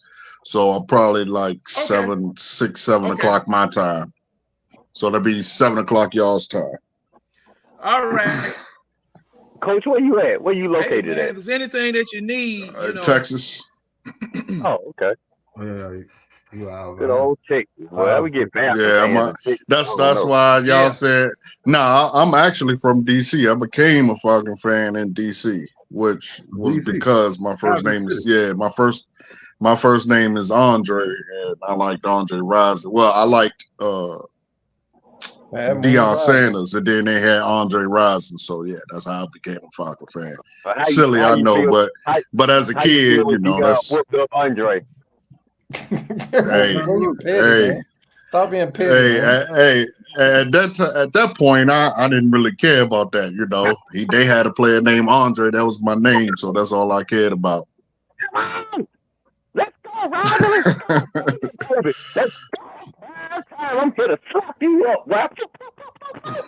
But that was a really nice time to become a Falcon fan. I feel like the Deion Sanders era created a whole bunch of Falcons fans. The Vic era created a whole bunch of Falcons fans. Yeah, like I think I was here before on Vic. No, okay, Yeah, that's good. That's good. I came in '96. I think in 1990. Yeah, that when Deion got here, that's when, as a kid, I was like, oh yeah, that's what's up right there. That's that dude. Yeah, bro. Deion had the city lit. Deion had the city lit. I remember when he came out with them diamond turfs. All of Chapel Hill Junior High, all of them had them diamond turfs on them. Deion, he had the city turned. Oh, Douglasville. Mm-hmm. No. Yeah, I've always been a defensive guy. So even as a kid, he was just my idol. See, I was never tall and fast enough to be a cornerback or a safety. So mine was always middle linebacker, which I reveled in. I love that anyway because you get to smash every play. See, them guys in the defensive backs, they don't get to bang. I like banging. He was my. I was a corner. We man, y'all don't. Man, you don't get the bang. You don't get the bang, bro. You don't get the bang, bro.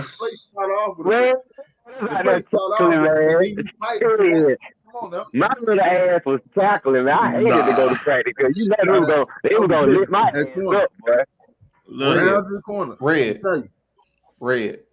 What's up? Don't do me like that. Was the wrong. That's the wrong Chapel Hill. Which one? Oh, you said Douglasville. No, this was DeKalb County. You know. Oh, my bad. Oh, East Side. My bad, Keely. Don't do me like that, man. I went to Avondale Hospital. I don't blame you. I would want to be Douglasville before East Side. So East Side, my brother. Hey, I got cousins out there where you stay, Keely. Or where you from? I don't know where you at now. You all over the world most days, so shit. But man. Well, Keely like finding where's Carmen San Diego. Well, I don't know too much about Jack. I know how to get to the East Side now, Winston. Don't play now. I don't know. Yeah. Might get on the wrong interstate and end up in Louisiana. East side is straight down I-20, man, before you get to Augusta. Man, stop. You're talking about before you get to Augusta. Well, man. Way before you get to Augusta. Way before you get to Augusta. Carlos said Christmas break 1990. Carlos said Christmas break 1990 in Atlanta with my pops against the Cowboys. Oh, yeah. Oh, man. I remember that game. I had bet a Cowboys fan at work that we were gonna beat them down there, and man, hell froze over that day. Hell froze over that day because Dion. They finally put Dion on offense, threw him a pass to the left side. Man, Dion just took it to the house. He started kicking at the doggone 30. Oh, 1993, right, John? And yeah. I think that's what year it was. You know, all my years. It was the year right. The year right. But it was the year right before we went to the Niners, right?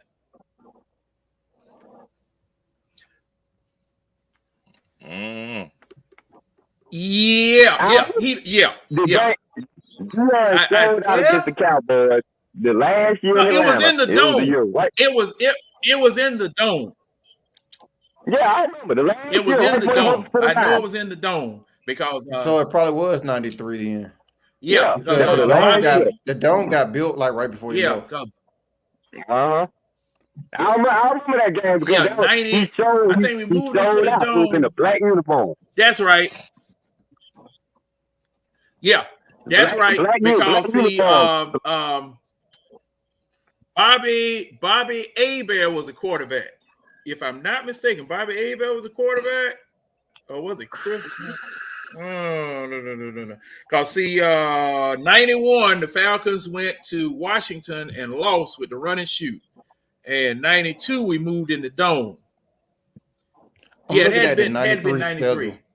I'm trying to. I'm looking at the 93 schedule. We played the Cowboys in week 12 of 93. It was November 21st. Okay. So it was the Thanksgiving break. That's the game you're talking about. Can you see the stats, Keely? All right, hold on. I bet Dion showed out in that game because that's the one game I remember him showing out right before he left to go to San Fran, and I was so mad. Bobby Hebert was the quarterback. Mike Pritchard was the running back. Right? Yeah, I remember that game. We only have so many games when we showed out against good teams, so you got to remember that game. Yeah, we won 27-14. Yeah. Yep. That because the Cowboys won. So we knocked out Emmitt Smith. We knocked Emmitt Smith out the game. He had old tacky vest on the sideline. Looked like he. Old folk had a stuff that's coming in like that, and he had old tacky looking vest on. Cause he had took all his equipment off. For standing on the sideline because he got hurt on the first or second play of the game. And he had to sit out. That happened because Emmett only had one rushing attempt, and it says that Bernie Kosar was the starter of the game. Bernie Kosar, Lord have mercy, I know we whooped his ass. That's right, Bernie Kosar. Yeah, that's right. Bernie Kosar was their quarterback. They traded for him. They traded for him in season. I'm glad somebody looked and he got that lucky ass ring. Man, please. He better throw that ring in the trash. He ain't do nothing to earn that. and Jason Garrett, this nigga got 3 rings. Hey, Red. Oh, hey, Red. Hold up now. I'm here. Truth be told, now, I don't know whether you knew or not. Now it was Biner. Who was it? Was that Kevin Mack or Biner that fumbled up there in Cleveland because they had drove all the way down the field? Which one of them backs was it that fumbled up there? In it was Ernest Biner, I think. Ernest Biner. I think it was Ernest Biner. Yeah, now Kosar was quarterback. He did all he could, Red Kosar did all he could. Now he handed the ball to the man, put it right in the bread basket. Oh, that sounds like a quarterback I got. So I just shut the hell up. They got Elway for another like Super a quarterback Bowl. I got. Elway went to another Super Bowl. He lost. Oh man, Well, John, cut him some slack, man. You know he a rookie. You know what I mean? Cut him some slack, bro. Who? Man, Yeah, Those days I am. long been I'm gone. just. Cut him some slack, man. No, He a hey, rookie. Our quarterback. Who a rookie? Who a rookie? Our quarterback. Y'all didn't know that? According to well, the site, I wasn't he a talking about rookie. him. I wasn't talking Well, about I him. I wouldn't, wasn't talking about him. I was talking about I somebody wouldn't else. say that around too many folks, cause they'll go off when you The call fake that man a Matty rookie. Ice. I'm talking about the fake I'm Matty just saying Ice. that's How many what games I'm has he played? that's Real what I'm Matty Ice. told. That's what I'm told every day, man. Is cut him some slack. He a rookie. Coach, Well, somebody lied Coach, to you right. you. You're right. Coach, Oh you're nah, right. bro. That's what they Nah, do. nah. That's what they be doing. They be sitting up here. Yeah, nah, bro. Ain't no telling that you can't tell them nothing. He a rookie, bro. That's just that. Hey, He hey, gonna win. I can say this. When- If when- he when a people- rookie, He a then rookie. Ray Charles. Wait a when minute. people sit If there and say he that a to me, rookie, then Ray I'm done Charles with the conversation. is I'm done with the conversation because I already know from that point on you on all bullshit. There's no intelligence.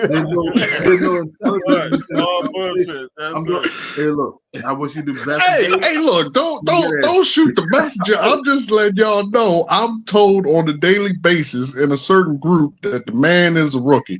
He's a rookie this year, he's gonna be a rookie next year. How that happens, I don't know, but the man is a rookie, I'm told. He gonna be the rookie until he finds his yeah. Hey, his rookie year ended what? The game against the Jets, because that would give him a full year of starting as a quarterback. Absolutely. But apparently you a rookie until you play 18 games, apparently. I'm gonna put it to bed right here. Is the man eligible for rookie of the year? If he's not eligible for rookie of the year, there ain't no way in hell he's a goddamn rookie. Point blank period. Hey, bro. I believe I'm with you. I'm with all y'all. I'm just letting you know. They done beat me in the head until over the fact that the man is a rookie. So I just started agreeing. Okay, It sounds cute. It sounds cute. Hey. He's played 15 games. The minute he plays that 16th game, we got to put a stop to this bull. Right. Like he's played 15 games in his career. The minute he plays game 16, that's this Sunday. Let's cut it out. You just gotta stop entertaining it. All right, look, Makila. Look. Well, it was over earlier than that. It was over earlier than that. It was over last year. I get it. Like Winston just said. Look, I get it. Like Winston just said, if you can't qualify to be rookie of the year, how you gonna be a rookie? That's what I want to know. I mean, look, come on, man. I'm gonna give you one better. Come on, man. Ritter started 4 games last year, right? Last season. All right. Sam Howell started 1 game last season because Heineke told him the last game, hey, look, I'm not gonna be here next year, whatever. Go ahead, go see what y'all got in Youngblood. He started, took off. Fast forward to this year. Sam Howell is what? Second in passing yard? Yeah. He's second in passing yard. He got way more TDs. Oh, but then he has the narrative is, he got a coach that got him to that level. Ritter don't have that. So because Ritter don't have a coach that developed him, he's still a rookie. And let's get this straight though. Like Howell is productive. He's not necessarily good. He's productive. Like Howell doesn't look like Mahomes. He doesn't look like Josh Allen. He's just productive. That's what coaching will do. It'll make you more productive, but it's not gonna make you more talented. Sam Howell doesn't look like a future all-pro. He just looks productive. So, like, even with the excuses of coaching is not gonna make you more talented.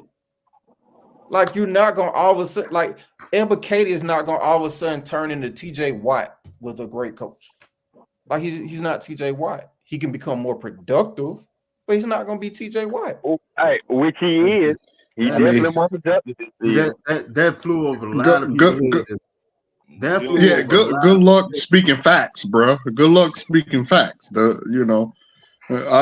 battle with him daily. You know what I mean? Well, daily. I daily battle with him. Sam Howell is number 2. Do you know who number 1 is? Keelan? An actual rookie. An actual rookie. Rookie is number 1. It's second passing yard. And a nigga that started for 1 game last year is number 2. Why this motherfucker we got them throw out there every week ain't even fucking on the but Red, you know he's supposed to be that because he's a first round draft pick. We have a 3rd round draft pick. So because we have a 3rd round draft pick, no coach, and he's a rookie, we got to give him the 4 years to develop out of being a rookie. He's a 3rd round draft pick. He's a rookie, no coaching. What about Sam Howell? What round is he? He was a 5th round draft pick. 5th round draft pick number 2 in passing yards. And we still making up excuses for a 3rd rounder. But he has coaching. Hey. I'm just telling y'all. I'm just telling y'all what the people say. I'm just telling y'all what the people say. His opinion. Okay, hold up. Hey, hold up. Hey, everybody. That's not his opinion. He's saying what people are saying. Please don't think. Yeah, please don't think this is my opinion. Yeah. No. Hey. That's what I wanted to clear up. That's what I wanted to really clear up for everybody. Don't attack the man. Hell no.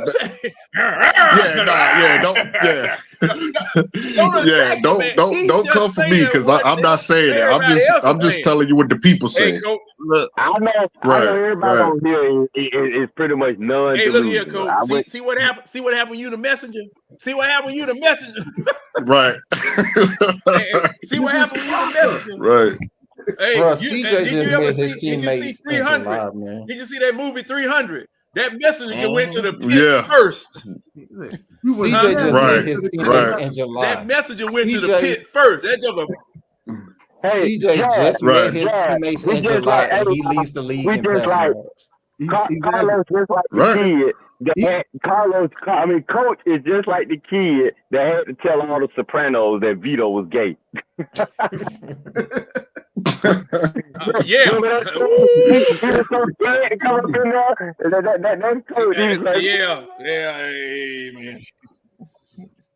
Yeah. So I'm just letting y'all know we gotta call the man a rookie until next year. Don't kill the messenger. Because he's a third. Yeah, because he's a 3rd round draft pick with no coaching. Wait a minute, Coach. Who said that shit? Hey, Coach. Bro, what do you mean? It's everywhere. It is everywhere. This up for you already, Coach. You just a glutton. Yeah. You're a glutton for punishment, Coach. You just bro. begging for it. I love to and pull the wool off of you. Right. I love to smoke, man, because it just baffles me that people are that delusional. But they are. So look, you gonna get it. Look what CJ doing. This guy sucks, man. I mean, looking at who the top passers are, this guy we got is straight trash, man. CJ just met his teammates in July. Yeah. And he's leading the lead in passing. Here's the thing that really makes me mad. This kid is going to finish this season with single-digit interceptions and 4,000 yards. Yeah. Keep in mind, right now he's at 5 interceptions on the year, just 5. He's about to cross over 4,000 yards, and he only has 5 interceptions as a rookie. On a team, that's crazy. On a team that's a full-blown rebuild. Bro, there's no Julio Jones on their team, bro. Well, none of these receivers know about have a season like this. The reason why you wouldn't know about a Nico Collins, a Tank Dell. Nope. Is John Mechie even back? Is he back yet? Not Right. that I know. I thought he came back to start the season, but I haven't heard his name at all. Me Yeah. either. So I don't even know who the tight end is. Hey, Winston. Well, you know, the reason. We should really be getting cussed out. They didn't even the Panthers should have their ass kicked, y'all. The Panthers. Because you had this nigga wasn't even the number 1 pick. He was the number 2 pick, dog. How the Panthers?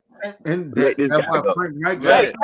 Yeah, that's why Frank Wright got it. Frank Wright wanted to go get CJ Frank Wright know what he's doing. The Panthers owner, he don't know what he's doing. But thank you. Thank God Falcons don't have to play this guy twice a year. Thank God. But wait, that what happened with your owner trying to be like Jerry Jones. You're right. You're right. Carolina Well, okay, now Ron. What? Oh, Carolina. Okay.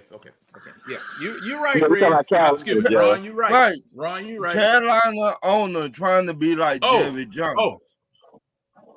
You know what? I call him David Terror instead of calling him David Tepper. I call him David Terror. But you guys, Arthur Blayton you guys do know. Right. Owners do the same thing.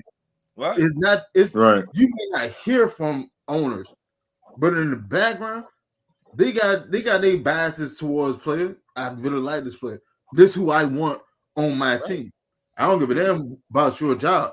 If you don't do your job as I tell you to do it, you can go find another job.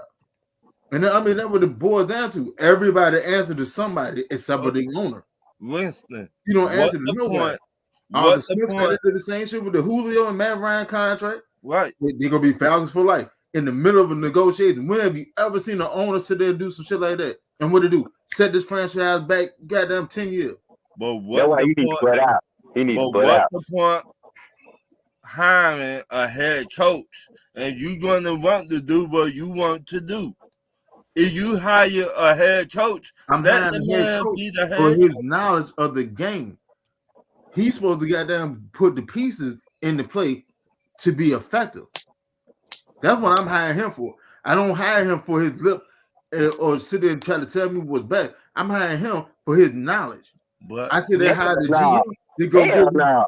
but his knowledge. I'm the head coach. I can tell you This head coach- need to split out because I know more football than you as a coach. I know more football. But That's the look, whole. That's I'm the gonna whole. have to stand up to my That's the own. whole reason of a hiring process. Why? Because when I sit there and have an interview with you, and I sit there and converse with you, we have to have a like-minded mentality. That's how you end up getting the job. It ain't about what you did. It's about are we sitting going down the same path? But once again, See, them type of owners ain't gonna win, let me man. stop. The Let owners me you stop okay, with now, the look, working. ain't gonna win. Look at Smith. Between who? I mean, okay. look at Blanket Smith. Hey, They Winston. ain't winning. Hey, Winston. Now, let me ask you about that. Now, okay. Now I'm gonna pave a little portion of street right here. Okay. Wait a minute. What is that sound to keep? Oh no, this is a vape. Sound like That's me. That's why I keep muting myself. no, It's no, me. It's who? A vape. That's coach It's down there me. burning. That's why. Oh, That's okay, why. man. That's why I keep muting myself. My bad. Yeah. He down there smoking better than me. Me and my Oh, little that's bitty joint. your phone going off. No, that Yeah. is vape. Yeah, I didn't know what that was, man. I was looking. I was looking around the house. I thought it was an alien That's in his this. smoke coming through. That's his smoke coming through from Texas all the way down to Georgia. That's that good Texas green. Woo, I smell it. Hey, Red. That shit Red, coming. Red, you almost burned all of us up last week. Hey, Red, don't be saying that, bro. I'm trying to get on the college program, bro.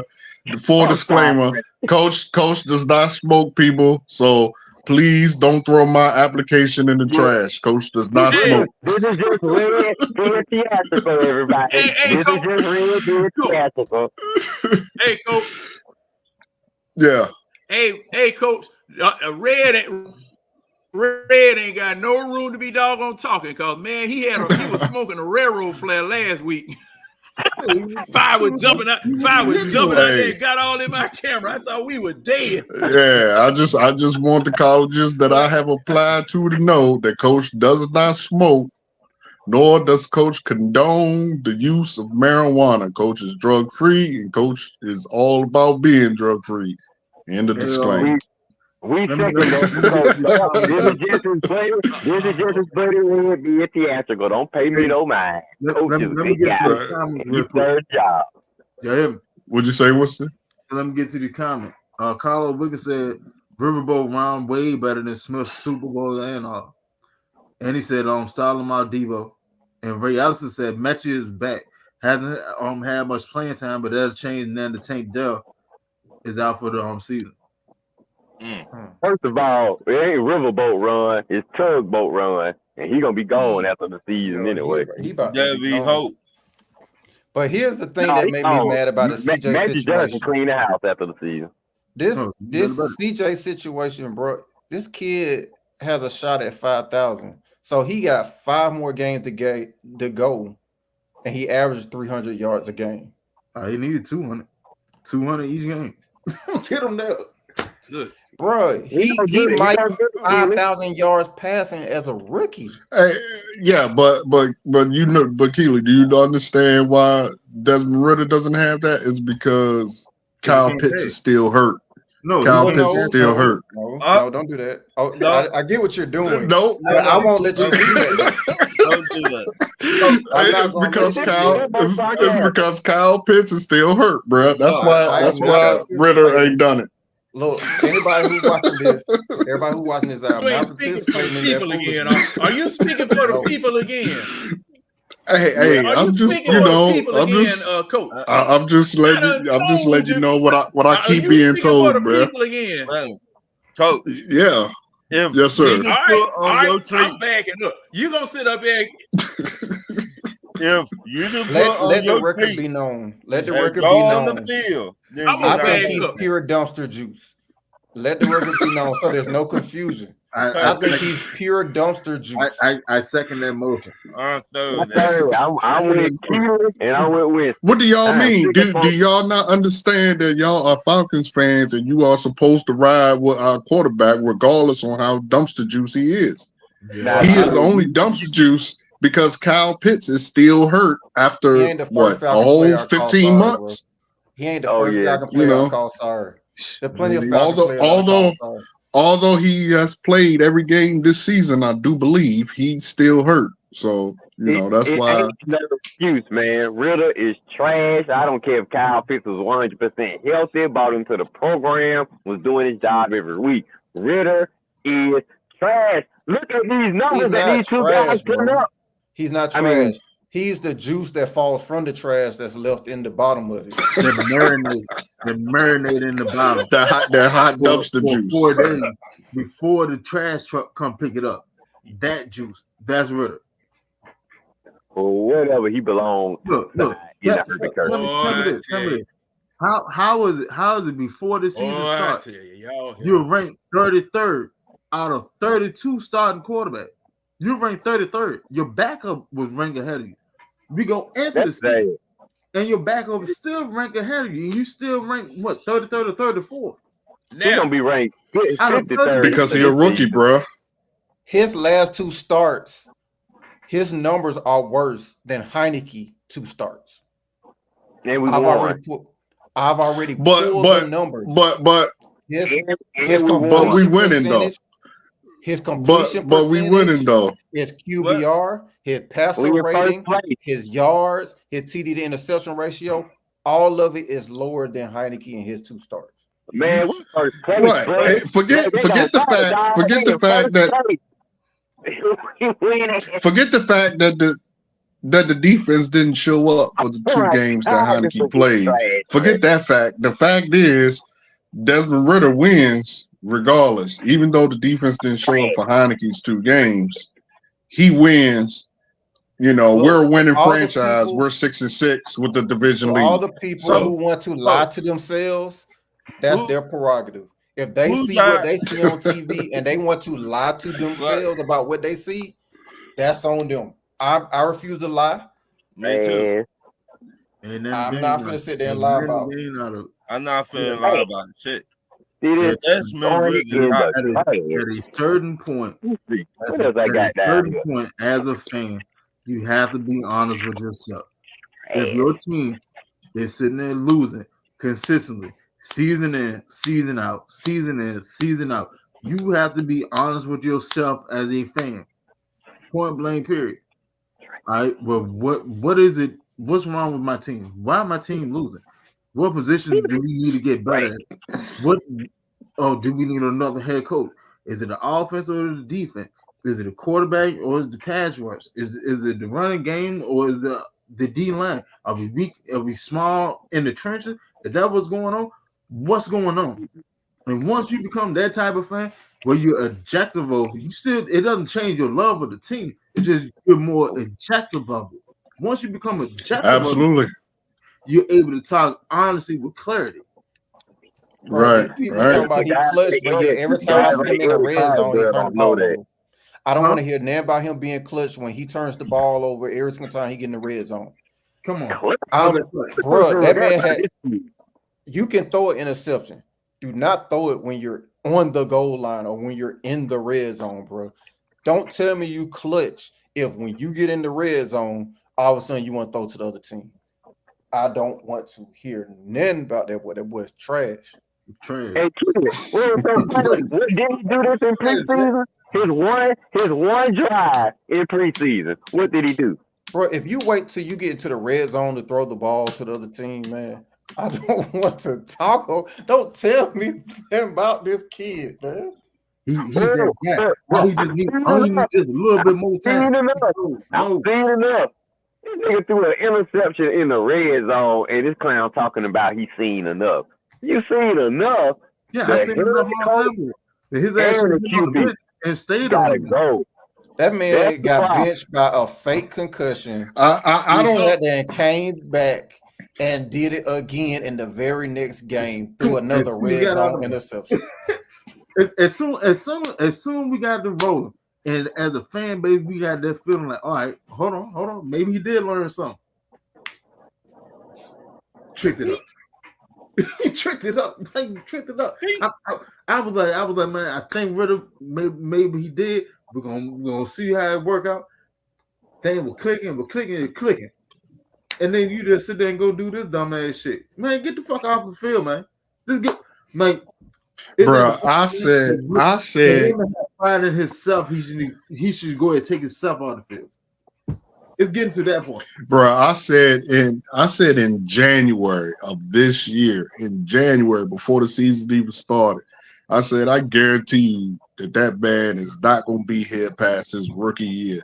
Oh my God, you would have thought I said I love the Saints or some shit or some stuff like that, because they jumped on my back, bro. I've been seeing it. He is garbage and will never be nothing more. I don't even think he'll be a backup. I think he'll be a third string quarterback his entire NFL career. I thought he gonna be watching What was the first play last week? Y'all forgot? A fumble. Yeah, the fumble. Dude, fumble on the first fucking play last year, man. Last week. Luckily, we got it back, but say that was a turnover on the first play last week. We would have lost the game.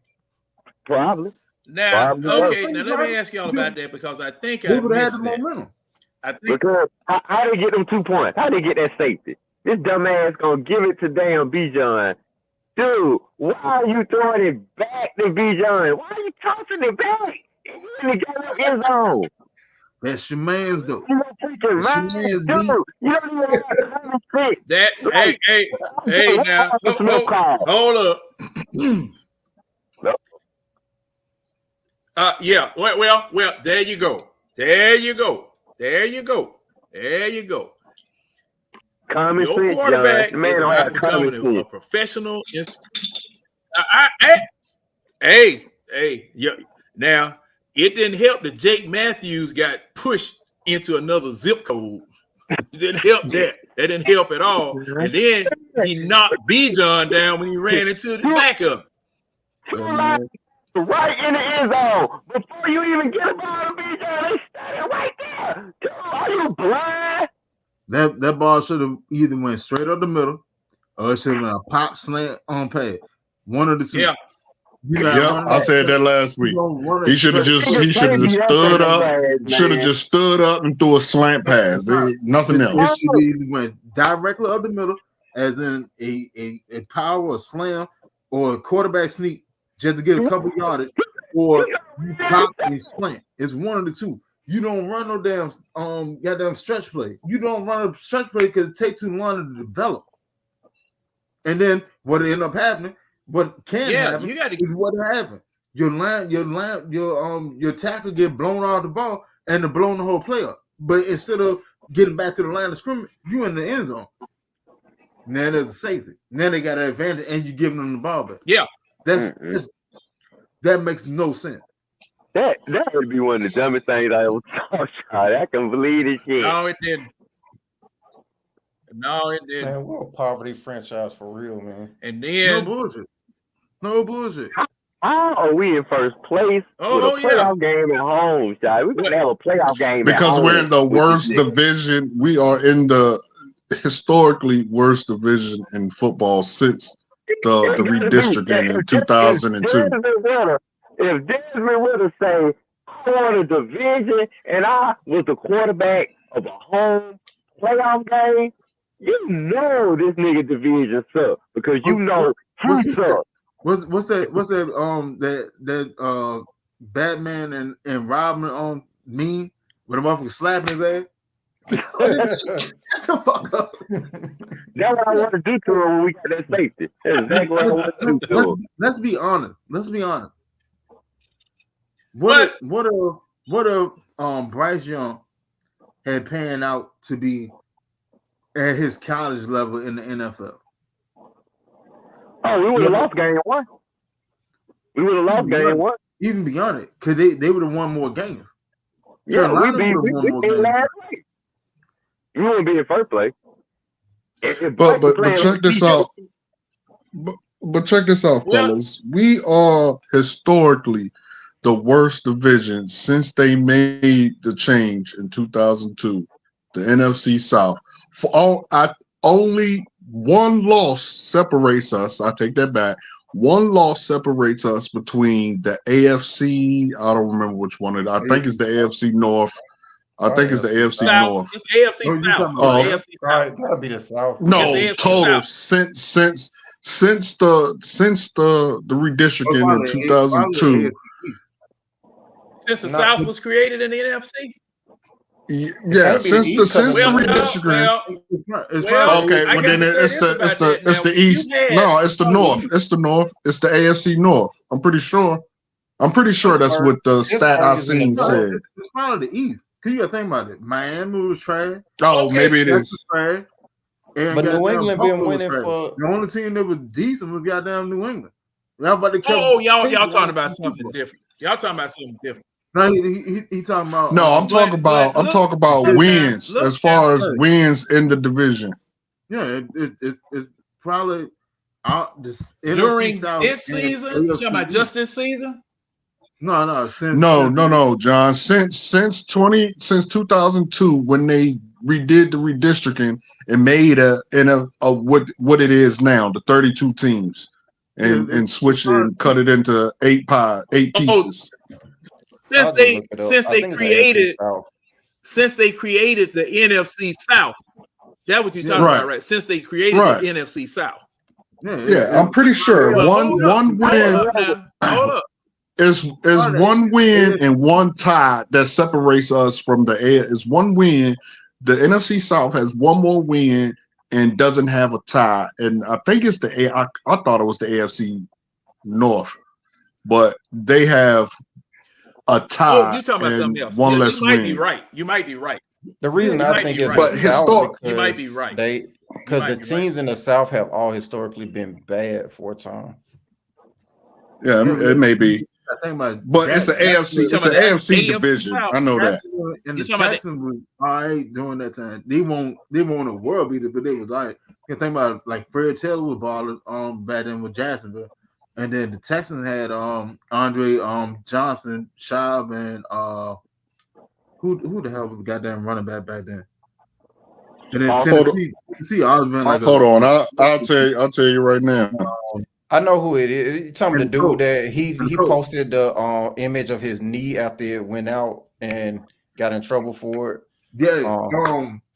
He played for Tennessee University for the Volunteers. I forgot his name. That shit is on the tip of my tongue. Foster. Who? Foster. Light skinned dude. Arian Foster. Yep. Damn, Foster for the last 2 minutes. Oh, my bad, man. I couldn't hear you, man. I couldn't hear you. It's all good. It's all good.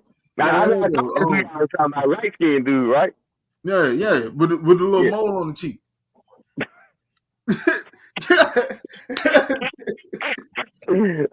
Yeah. Thanks for being thanks for being specific with it. I don't remember. You got that deal. Well, hey, that's how he remembered. That's how he remembered. And then like, but now I'm gonna say this. I'm gonna say this now. Well, go ahead, John. Go ahead.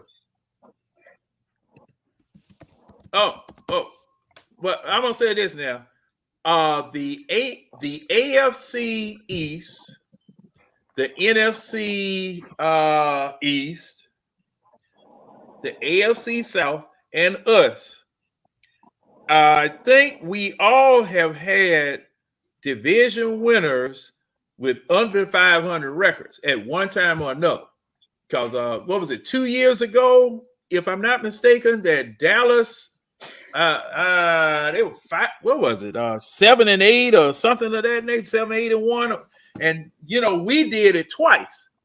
I think we did it when Cam Newton was there, and man, who else? Not us, but we've had sub 500. Well, I mean the division. I want to say Carolina won a division with a below 800 record too. We had a chance to win it too that year. Remember? Yeah. We had a game at home, and we had Matt Ryan choked it away. I think that was Mike Smith last year. It was either his last year or next to last year. Hold on, I can tell you right now. Yeah, but wasn't it 2014? 2014. The thing is, it might have been. I think what year was that they were talking about? Carolina won the Super Bowl in 15. We won the 16. What year was that they were talking about reseeding?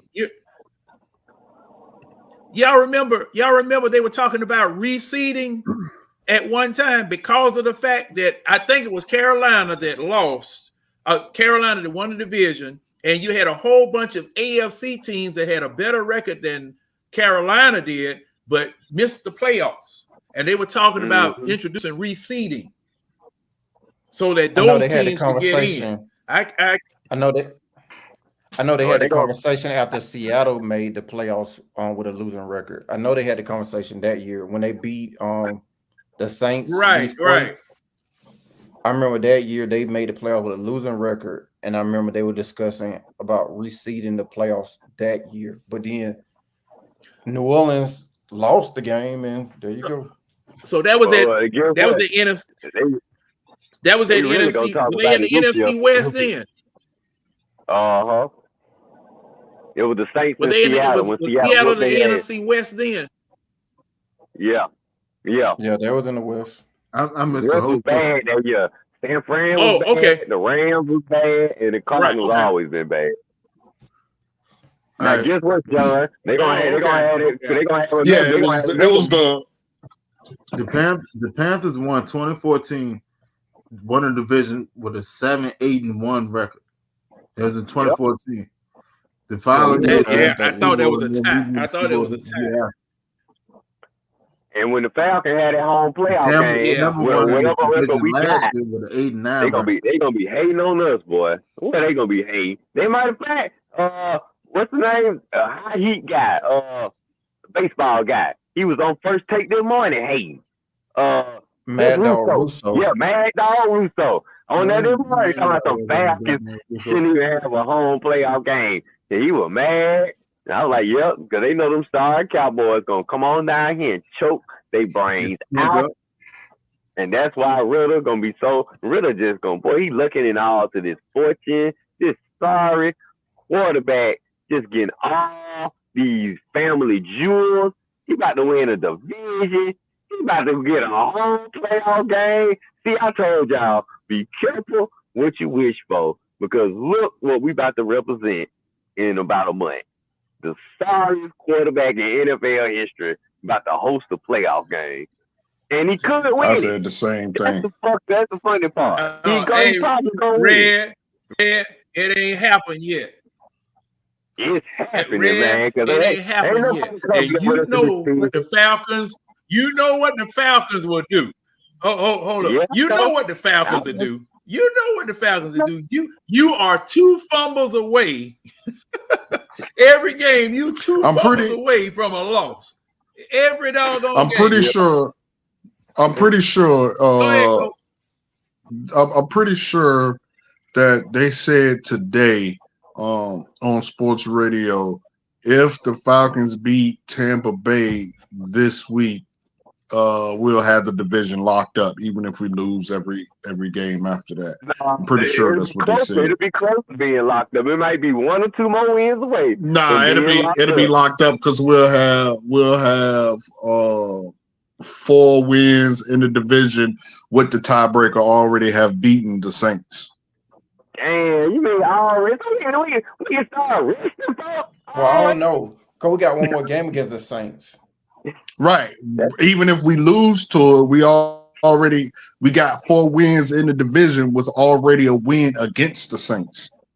So even if we lose this is what they were saying. I don't know if the math is mathing or what.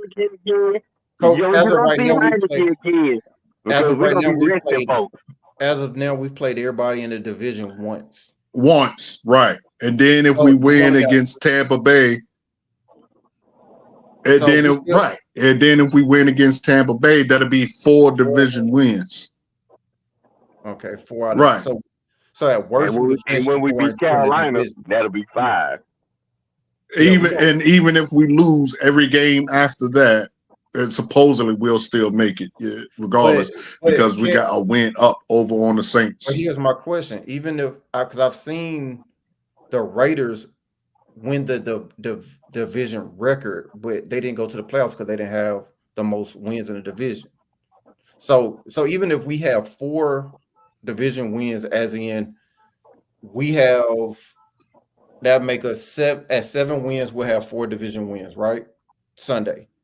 But if Tampa finishes 10-7 and we finish 9-8, don't they still just go to the playoffs anyway? No, because we won the division. So the division leaders are guaranteed a playoff spot. They'll be in the wild card. So it's happened before where people have higher records and be in the wild card than the division leaders. Now look, y'all, I don't think it's but again, this is just what they were saying. I don't know if it's correct or what. I'm just saying that's what I heard today on sports radio. And we're gonna beat Tampa and we're gonna beat Carolina. We might lose to the Colts. We're gonna beat Red. I know you love the team, bro, but these are division games, bro. They're the hardest games you play all year. Just it ain't a guaranteed win, bro. No. Just like when the Panthers was 14-0, and we went in there and dogged them and gave them their only loss of that year. I just looked it up. Well, we knew that was it's the division winner, and I just wanted to make sure before I said it. The division winner goes to the team with the best win-loss record. So being that the 3 of us are it does? Yes. So being that all of us are just, because I remember the Raiders had one time. It's always the record. Yes, I was the record because I remember the Raiders won the division. They had went undefeated in the division one year, but they didn't have the best record. I think the Chiefs had the best record one year, even though the Raiders had basically went undefeated in the division, and the Chiefs went to the playoffs, and the Raiders stayed at home. But being that we're all basically separated by like one game, so for example, if Tampa wins Sunday, we'll be tied for first place with them. So since it's all determined by the win-loss record, that division probably could go down to the very last game. Okay. Again, Right. that's just what they was talking about today. Okay. Hey, I got some people in the chat that want to make sure that I read what they put in here. Now, Carlos Wiggins. Oh man, that was 11:58. Oh, okay. He said Smith called that. No, that was 12:01. Smith called that whack-ass call trying to outsmart guys being stupid. And old Chief said, I would have thought it was the East because the New England was the only one winning in that division. And you know what? I did. You might be right about that AFC East because I think Coach, you might have said something about that. I just looked it up. Yeah, it was the AFC West. It was the AFC West. It's the Raiders, the Broncos, the Chargers. Okay. They have one win less than the NFC South plus a tie. So they are considered the worst since the merger in 2002. But we're only one game in the tie separates us. So. I can see that. So where the AFC East at? Okay. I gotta go back and look. You'd have to go back to when New England first started winning because New England used to just kill that division. That division used to be wallowing in the mud.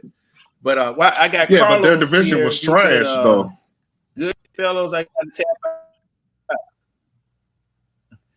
All right. Yeah. That division was trash. Oh, Carlos is peeling off. Hey man, you got a 5 o'clock in the morning, boss. I salute you. I got up 5 o'clock this morning, but I was going to eat breakfast, and that's all I was going to do that day. Dude, I got 5. But turn it on in, and we'll see you next time, boss. But yeah. See, the thing about, and this is something that I said in the very beginning of this season, when we recognize that our games that we were going to play was the easiest schedule in the league. When I saw that, my first question always is, will you get a good sense of what kind of team you have with weak competition? And when we won those first couple of games, man, it was just like, we about to go to the Super Bowl. We finna do this, and we finna burn up everything, and nobody need to get in the way because the Falcon train is rolling. Couple of weeks down the road, train laid over in the ditch. All the cows and jumped out the cars, leaking diesel fuel. It's train just wrecked. And then these jokers have the nerve to look surprised. That's the thing cracked me up. Them jokers, no.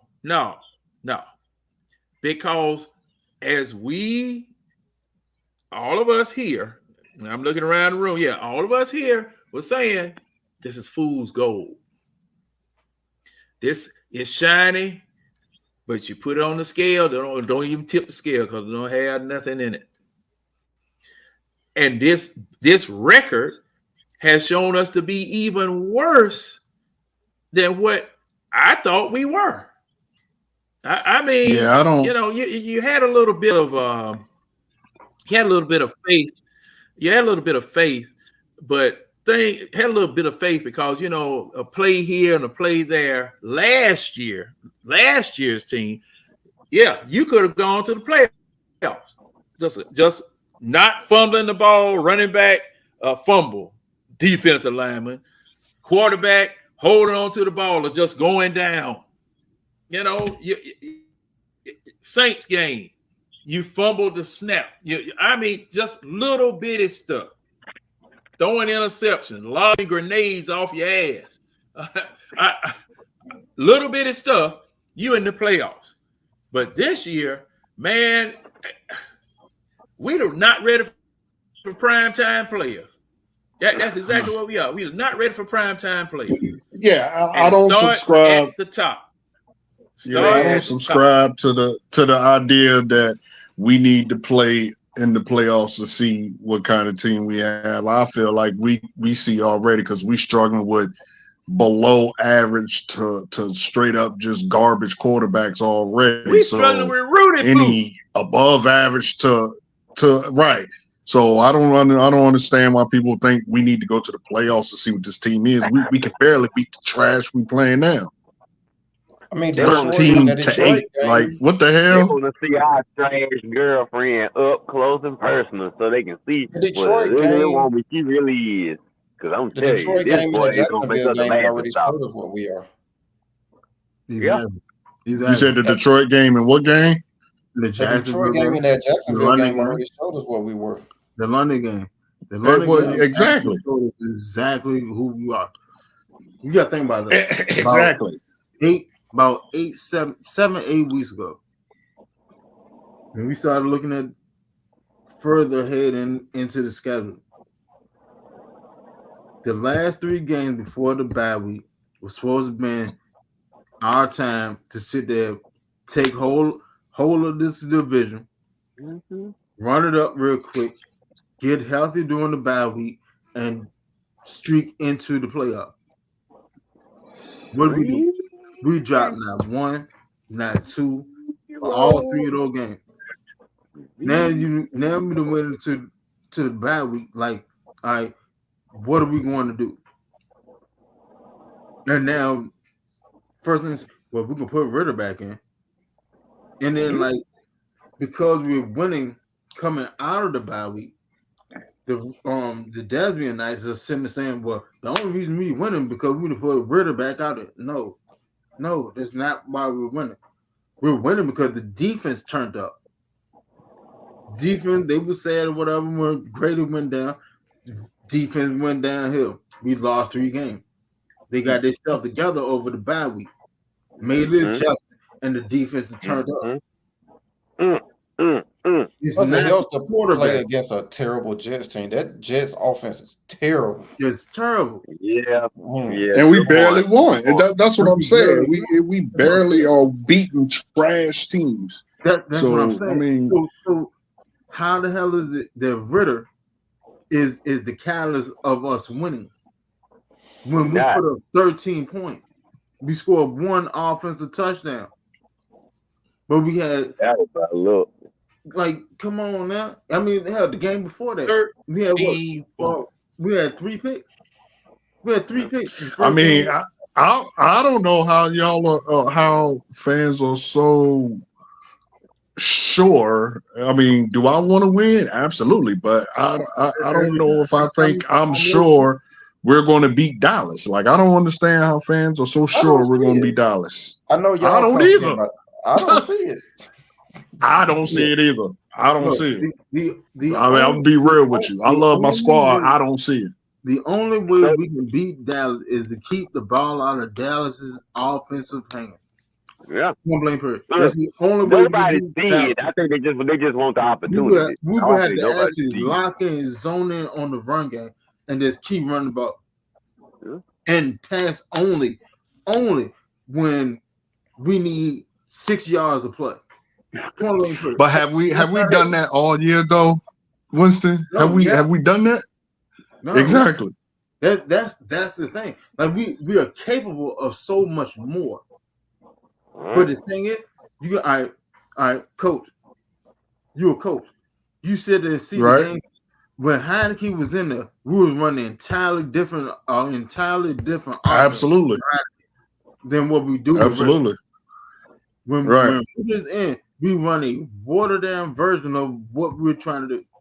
It's almost it's like a level above preseason offense. No, we didn't get no wins with Heineken, Winston. That's because the defense didn't show up. Defense do. The defense Exactly. was 28-something points. Yeah. You can't blame that on Heineken. Heineken did what he was supposed to do. He was getting touchdown.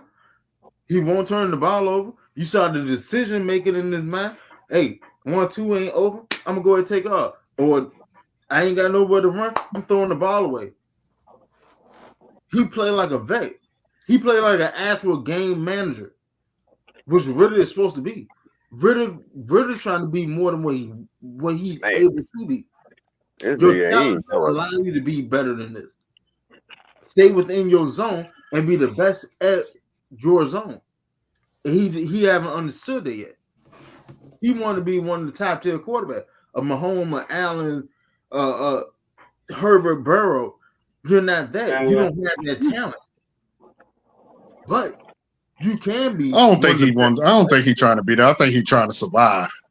No, he's trying to be that. I hope he ain't trying to be that, boy. Look at last game. If you go watch the game over, there were so many open checkdowns. All right, so the interception that he threw, trying to target Kyle Pitts, he threw an interception, right? Yeah, that he threw off the back foot. That's one of my biggest problems with him. It's stuff you supposed to learn in high school. He clearly hasn't. Throw off your back foot. Never. Foot. And that's QB coach, man. That is the lack of a QB coach. Because he make the same mistake. No, Red. Not a QB coach. That's hell no. That's something you learn in high school, bruh. You know what I'm saying? The fact that he don't have a wait a minute. Wait a minute. Let me jump in here, because your boy Matt Ryan used to do that same mess when Shanahan. If he was on the run, if you on the run, that's something different. On the run, and just throwing off your No. I said Matt Ryan. Yeah, I know what I'm saying. Then on top of that, I don't know, John. I don't never remember seeing Matt Ryan do that. Yeah, Matt won't throw off his back foot. Okay, I don't remember ever seeing him do that. Yes, he was. Hey, and what I want you to do to see it was the play against Tampa Bay where he threw off his back foot into the end zone. The man intercepted it, was running all the way back, and of course, it's on the back foot. Tackled it. That's my He threw that pass off of his back foot. Then on top of that, Ritter got away with throwing a touchdown off his back foot last week. Remember? Right. Remember? Yeah. So he bragged about it. Now, I'm an expert. Yeah, see, there you go. There you go. He bragged about it when somebody should have been hanging a foot in his behind. Right. That's my whole point about he needed a QB coach. That was my point, fellas. I know what he should have already learned by now. But my point is, we don't even have a QB coach. We don't have a QB coach that get in his ass when he make the simple fuck up. That's my point. Let me. All right. Yeah, I mean, you got to have somebody. A QB bust coach a foot off in your NFL, behind when you do something stupid like that. A QB coach in the NFL is not going to teach you how to play quarterback. That's not his job. He's gonna get your timing down. You ought to know that. Yeah. You ought to know that from middle school, high school, Pee-wee, all the way through college to the NFL. You know how to play. You can't teach Ritter nothing anyway because he's insurance. What a QB coach is going to do, he's supposed to help you shorten your delivery time. He's supposed to help your timing. Get your timing together. Get your drops together. That's it.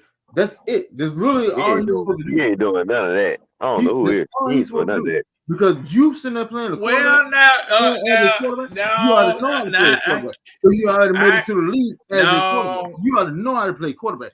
The mental shit is already there. Now, you ought to know that. Now I can't. Now let me say something. Let me rebut that. As a coach, I can't create talent in a player. I can unlock talent. I can unlock it. I can get you to your best potential, but I can't create talent for you. Either you already have it or you don't. Point blank, period. That's literally what it is. When you Okay. child, and you start playing, as a child, and you start playing sport, and you start to progress further and further, and you start to take steps further than your peers. All right, as a coach, I'm supposed to recognize that. I'm supposed to put you on that path to keep going. But I can't coach everybody the same way, because everybody don't have the same talent. Ain't everybody built for it. There's a reason why you have starters, and you have depth players, and you have role players, and you have people, but practice squad players. There's a reason why, because there's a girth in a disparity within the talent range. Pass collection play. I cannot coach you to talent. I can't do that. What I can do is unlock your potential. I got to rebut best position to be successful. As a coach, that is my job. But I can't teach you talent. I can't teach you talent. like Tyreek Hill. I can't teach him speed. I can't teach. I got to teach him how to be as fast as Tyreek Hill. I got to rebut that. That's a whole sermon, though. You rebutting a sermon now. He preached. He just got finished preaching. What? Tyreek Hill. Right? Oh yeah. Hey, guess what? Guess what? I cannot go pick any other player and coach him to be as fast as Tyreek Hill. I can't do that. Why? Because that's that man's God-given talent. I can get him half a step faster, but I can't get him as fast as wait a minute. Why? Because I can't coach that. You cannot coach talent. Man, that caught the spirit. You can't coach height, and you can't coach operational strength and size. You can't coach that. You cannot coach it. I can't coach somebody that's 5'7" like myself. I can't coach somebody that's 5'7" to be 6 foot. I can't coach that. I've been 300. I can't coach. A coach cannot sit there and coach me to bench 450 and be operational at that size.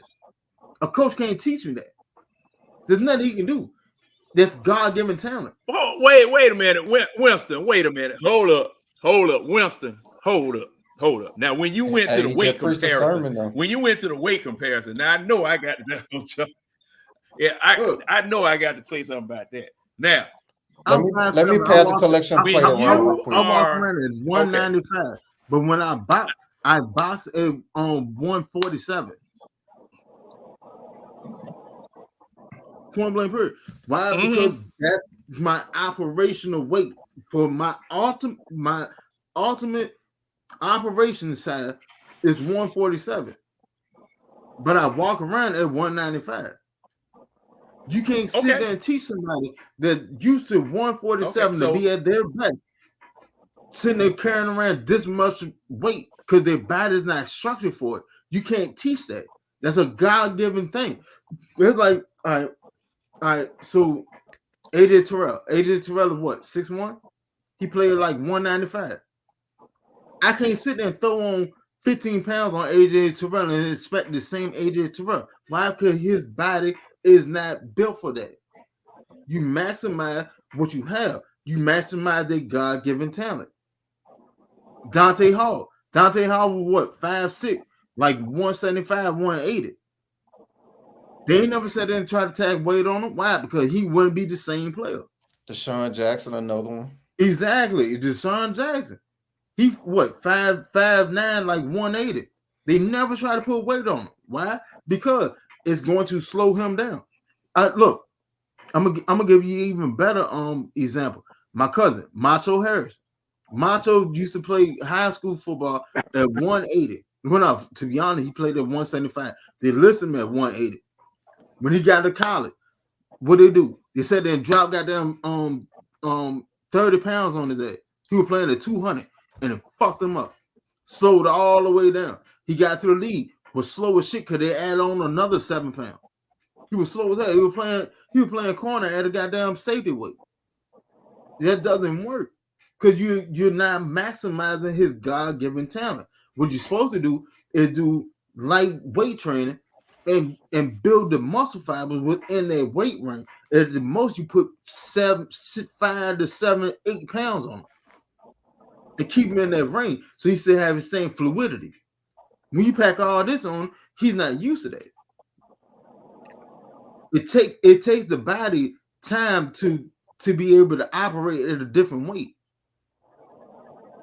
Like, period. It take the body time to operate at a different weight. Pass a collection plate, everybody. He just got finished with the sermon. I'm gonna have to put a check in there. Coaching can't create time. I'm gonna have to put a check in there. I forgot what we talking about. Now, coaching can't create time. That's what we're talking about. Okay, okay. Now I've got to say this about that, like Richard Nixon used to say. I've got to say this about that.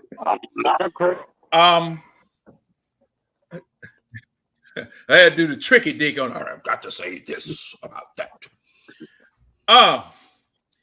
It is true that coaching does not create talent, but just like you said, it can unlock it, and you will see what it is that you get when you use tried and true methods as well as some experimental methods to unlock talent.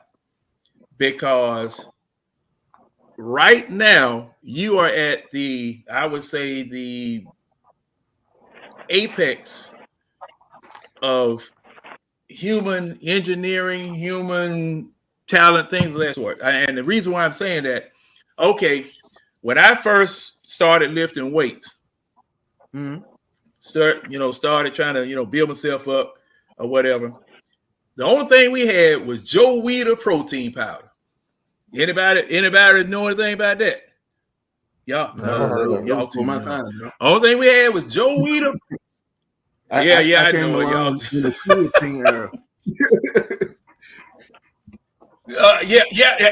Hey. Now you make, and that's the point. That's the point.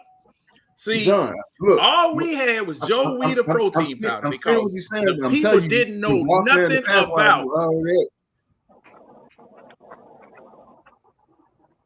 Oh, okay. But see, thing is, just like 64-95 split above Richmond, we gonna split.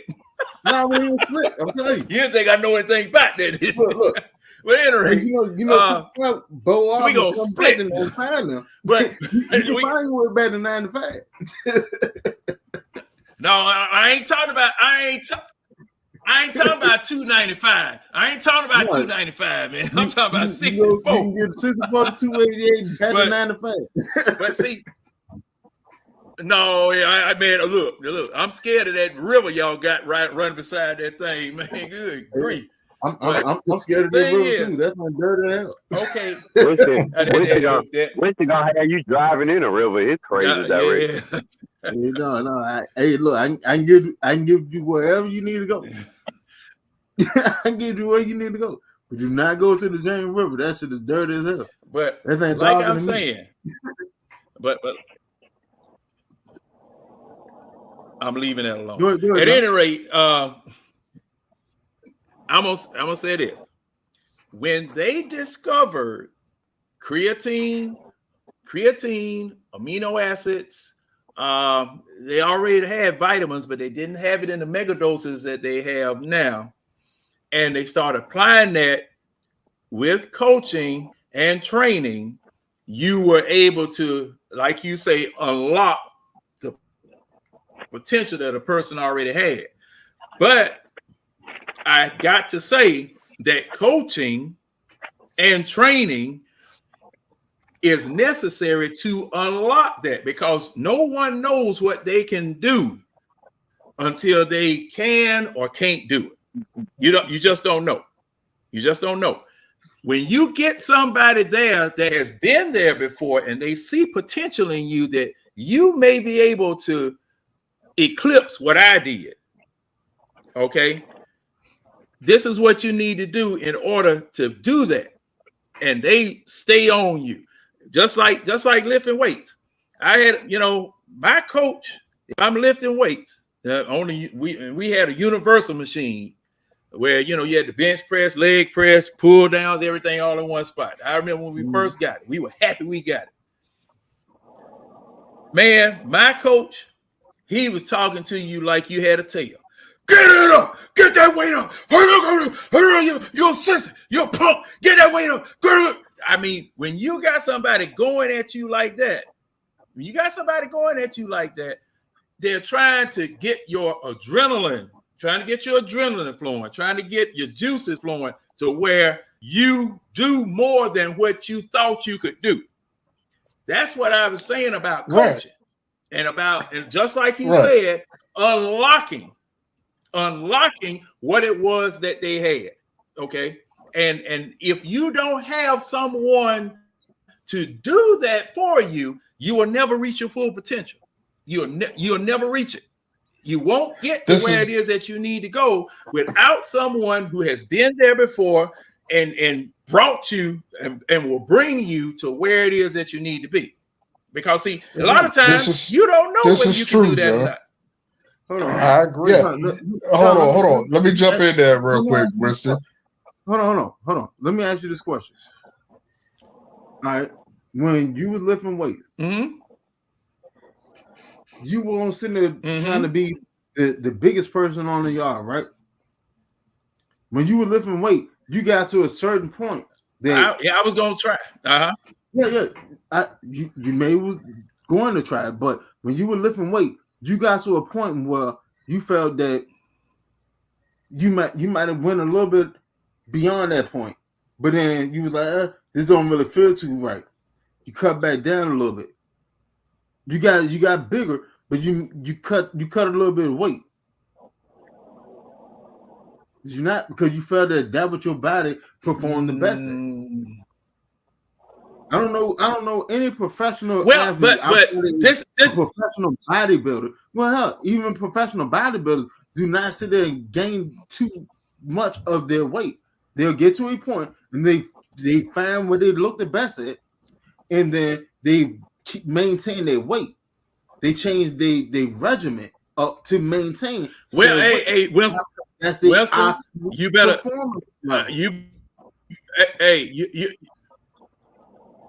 No, hey, you need to talk to Ron Coleman because Ron Coleman can't even walk now. Have you seen that dude? This joke, man, Ron Coleman can't even walk. He puts his body because he was trying to lift it. His ultimate that's my point.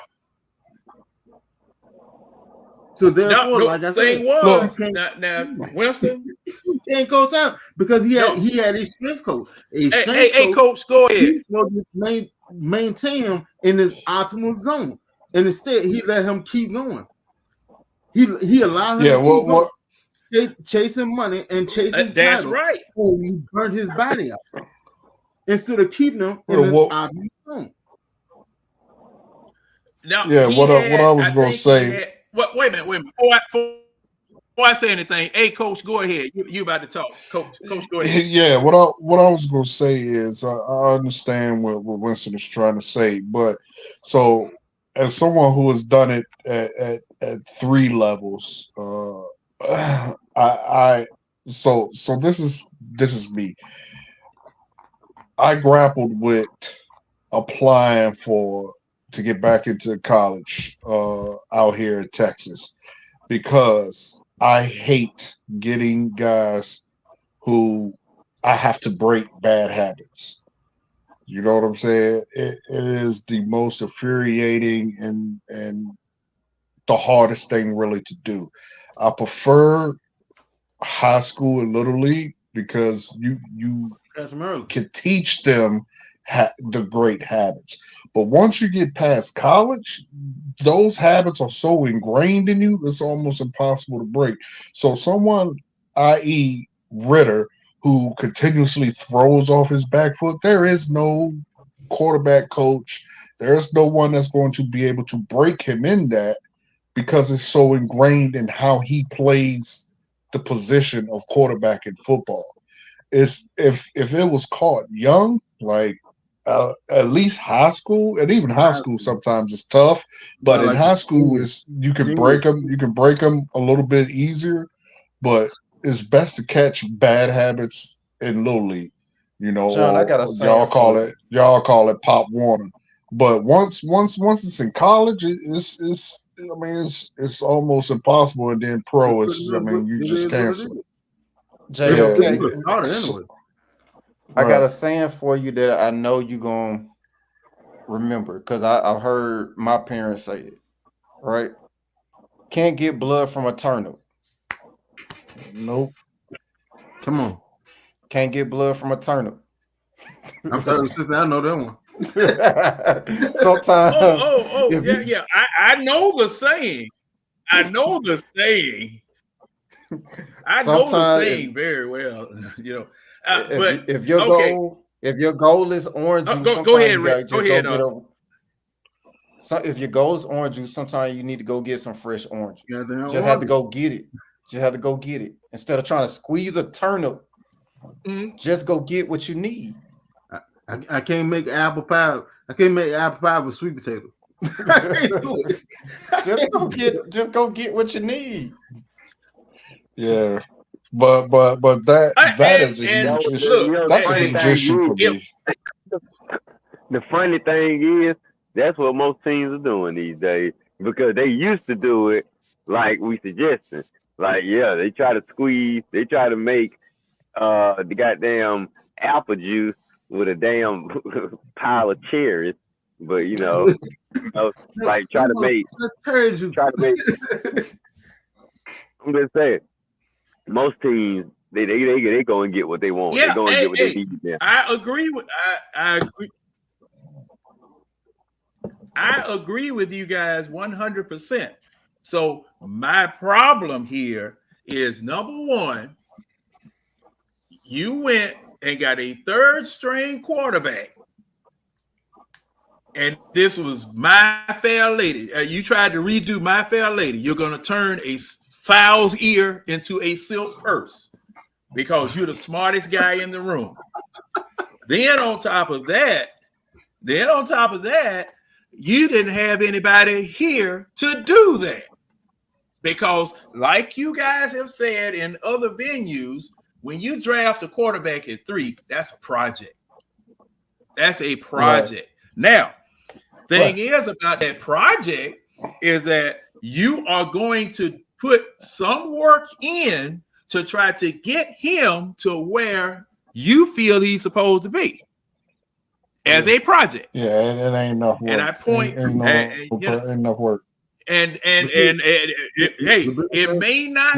You may not have the resources or the time or the expertise to put that work in and create what it is that you want. Now, that is where, you judge the talent before you go and get the talent. Can I make something out of this? If you're going to take on that job, you got to figure out whether you can make something out of this. Where am I supposed to be at the end of this? Okay, your head coach said, I'm going to make him a star. That's the whole thing. He was supposed to be make a QB. You can't turn a QB from a telemarketer. That's where the issue's at. Riddle wasn't supposed to be starting. I don't think so either. Hold on. He should have been drafted. I don't think so either. Let's go back in time. Boy, Riddle had to be drafted. Riddle had to be drafted. Matt Ryan got traded. We whipped on Deshaun Watson. Man, right? I'm gonna get a nigga from the street for the only quarterback that we had on the roster was Felipe Frank. Who was the next quarterback after Riddle? Who was the next quarterback after Riddle? We had to go draft a quarterback. Why? Because we had to draft that number 2 on the team, and he was already getting cross-trained as a tight end. And we already seen how terrible he is at a quarterback. You can't go into the season with goddamn Felipe Frank as the backup. Well, I ain't going to the season with really with Mariota. So you had to draft Ritter. There's a reason. You have to. Yes, you did. You had to draft the quarterback. You had to draft him. You had to draft quarterback. You had to draft that quarterback. Hold on. Look at it. As much as we sat there and tried to get away from getting Ritter, he was still the top quarterback in the 3rd round. He was the second quarterback that came off the board. Man, this Pickett dude went first at 18 to Pittsburgh. The Man, rest he of the trash, first round went by, the whole second round went by, half of the 3rd round went by, and we got Ritter. He was the highest rated quarterback. He just so well. Even with him being the highest rated they need a quarterback, quarterback. everybody in that draft class, he's the worst of them. Pickett, to me, I would take Pickett over Ritter. Now, but then look at Purdy, look at Howell. I would take all them boys over Ritter. Like that. Yeah. That's what I'm saying. Why we have to draft Ritter? But the whole okay, thing is, now this is the thing. He was drafted to sit on the bench and for them to coach him up on how to play the quarterback position. We don't have nobody to coach him up though. And it can't happen because he's a starter. You don't have that time to sit off on the side and pick up the game. What your job is now is to pick up this game book and these plays and to execute and get your time and in-game experience. And it's not going to work out. Why? Because he's not picking up the IQ of it. He's picking up the game of it. There's a difference. He's not picking up the intricacy. He's picking up the general knowledge of it. These are the plays that we're going to run. This is what we're trying to attack. This, that, and the third. He's not picking up, hey, on a timer route, and I need to drive back 3 steps. That ball need to come out. I need to put it right about here. He's not picking up those things. He's not picking up, hey, if I sit there and hitch. Well, okay. All right. Now, Wilson, let me ask you this. He's going in with the talent. Let me ask you this.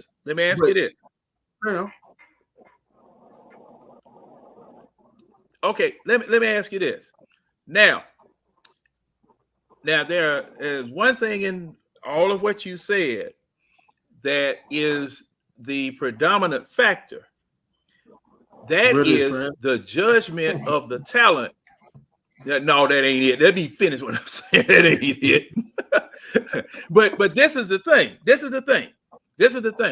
Okay, now Ritter was picked where he was because some people rating talent said that he was better than Brock Purdy and everybody else. Okay, somebody said it. He went to the playoff. Somebody said it. He went to the playoff because Sauce Gardner and everybody else that was on that team. Man, whoever scouted him needs to be fired. So, but the thing was, whatever it was, it influenced those people, those Mel Kipers and all of those type of folk. It influenced them to put him where he was. Hey, John, let me ask you this. The bad part about it is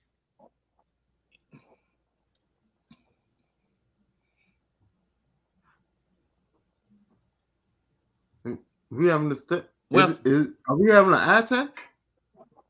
If we having an eye test, John? No, I'm waiting on you. I would wait. I think we're delaying some type of way because see now I start talking and y'all start talking. And I said, man, something must be going wrong because it's just like there's some type of delay or whatever. But hey, John, go ahead and ask your question once. John, I think you have a delay. Yeah, it's you, John.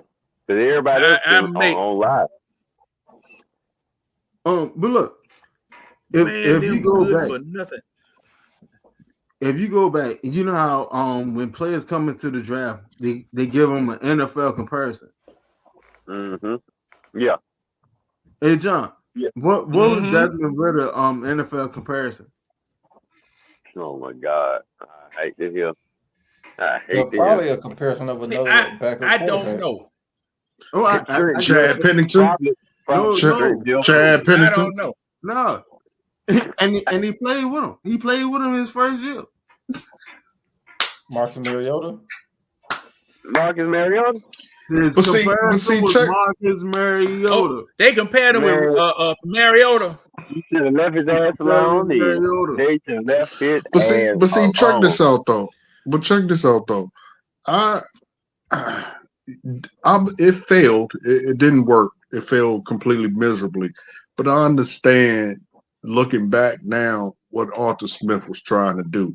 He Me was too. trying to build a powerhouse running type team. That's why he went and got a tight end. That's why he got Bijan.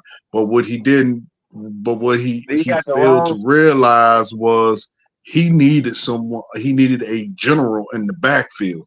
Now, if we had a decent quarterback in the backfield, not talking about Tyler Heineke, not talking about Desmond Ritter, not talking about Marcus Mariota, if we had a decent You quarterback in the done that backfield, your first year. That's why you do that yeah. your first year, not your second, not your Well, third. but he Your couldn't first year. do that. He couldn't do that because Matt Ryan was here.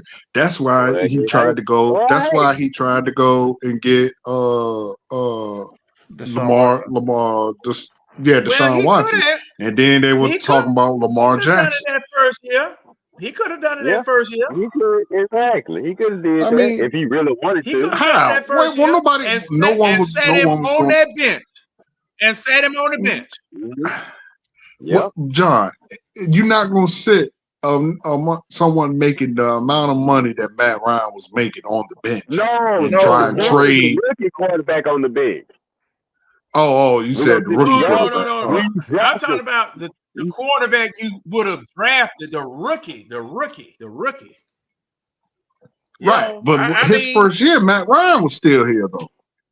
Right, you let him sit behind Matt Ryan. That's fine.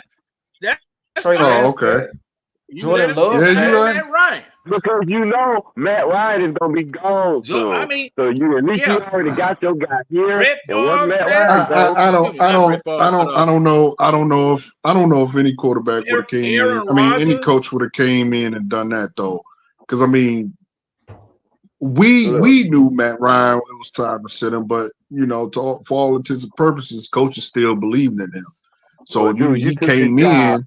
He came in still believing in Matt Ryan. I understand what he tried to do though.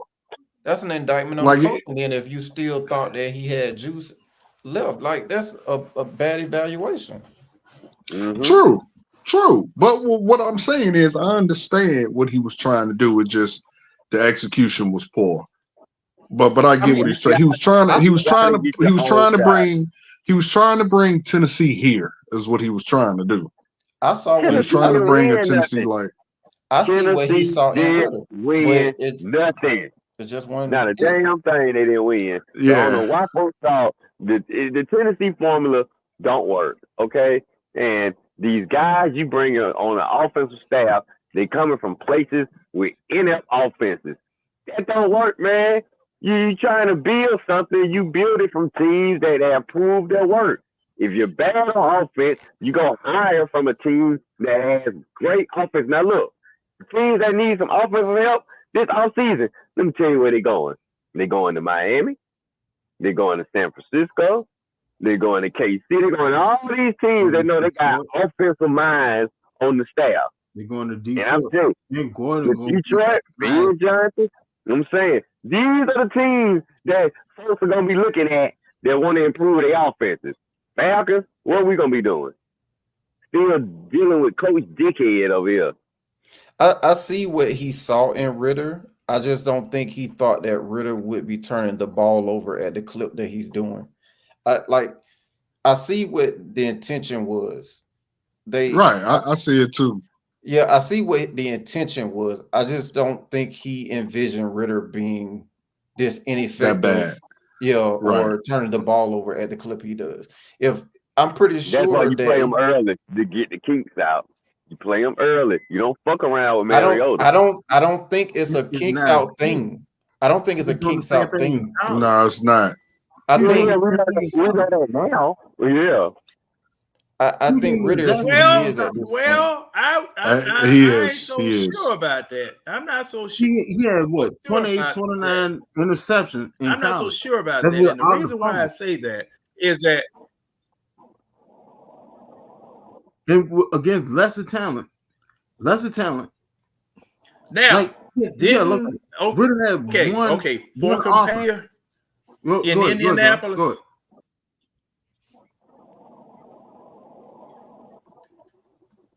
wasn't Peyton Manning horrible in his first year in Indianapolis? I wouldn't say he was. And I'm no, I just wouldn't say saying no. that. I'm just No, saying I would- that. No, Yes, no. yes. That see, He people didn't do use a lot of that. People use that.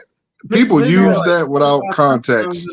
People use that without context. He Man, went He was a he wrestler went his first to year. a team that had one win before he got there. So the team was horrible itself. It 'Cause wasn't people- just it wasn't the fact that he was horrible his first year. The team was trash were all the we way that, around. were we that much better? Were we that much better? By far. By far. Yes, we had more That than team one was win. bad. They won one game the year before he got there. One game. Yeah, we ain't know we went 1-15. We need to be doing that now so we can get the quarterback Okay. we want. No. So Well, hey, the way we've been staggering around. Oh man, this Get it done. this is Oh, John, the Man, other this- thing that people, I- I man, that remember delay. Peyton Manning having a discussion about it, about his rookie year, and he said the goal from the coaches was for him to be aggressive to get over Mhm. that learning curve as quick as possible. Right, So right. people see Yep. the turnovers, but they don't see the fact he also threw for 26 touchdowns. So A record. yeah, so and he also threw for like what 3,000, almost 4,000 yards. A That- record. he was- Yeah, it was a record. He was told to be aggressive. So see the stride wasn't- blow down out of the water. he wasn't instructed to protect the Some ball coaches use because they that, were on. use that as an excuse for Peyton Manning because that 28 interceptions was don't even like you say that shit Okay. shouldn't even count, Okay. man. But no, he was instructed to be aggressive because they were a bad team and they wanted him to get over that learning curve as soon as possible. So when he you have a bad wasn't team, you told have to to take protect the ball. He wasn't You have told, to take shots. hey, protect the ball. They told him throw it, Yeah. get the ball out, throw it. okay. So- you see what he okay. did next year? Came in Okay, there with now, all in now, it. When you have a bad team, you have to take shots. You have to gamble. If you want to win, you have to gamble. Why? Because you don't honestly measure up to your competition. You have to gamble. You have to Yeah. gamble. Especially if you got a franchise, especially if you got a quarterback okay, like now, that. now in You that can get in playoff that six- in that vein, in Steamroll. that Just like vein, TJ weren't we doing. He doing just the got turned the same ball thing? over. Look at Philly. Look at San Francisco. No, They in, had in that good same teams, vein, and isn't they that what can we were run doing? their system against No. any No. team. They don't have to switch it up. This is what we coming in your house. This is Now, why are you exactly what saying you're no, gonna Coach? do. Stop it. Ritter Well, came like into a this. situation in which Because- we were contending. it- We were trying to win. right. Right. Ritter came to We a were in situation where win we're now trying to mode. You had to gamble. Look at last year. He went to Look he at went how many to fourth downs he a went for. bad situation. The Yeah, two he went years- to a situation the 2 years where before, he the 2 years That's before this horrible. season. Look how many Okay, times now, on fourth down we went for it. We went for it. You had to gamble. Why? Because we had a bad team. We had to gamble. But when this team actually gets So now Winston is saying Winston we is ain't saying gamble what right I now. am asking. we can go ahead and punt about it and go play. Winston He's is saying saying that what about I'm Peyton. asking. no, but he's saying it about Peyton. No. Peyton. No, he was Peyton- describing the Falcons just then, wasn't it? Yes. No, In comparison to Peyton's Colts, Peyton Colts was a horrible team. We had they had one win the year before he got there. the 2 years before this season of the Falcons. We had horrible teams. So then you see on fourth down, we was high or leading the league in fourth down attempts. Why? Because we had a bad team.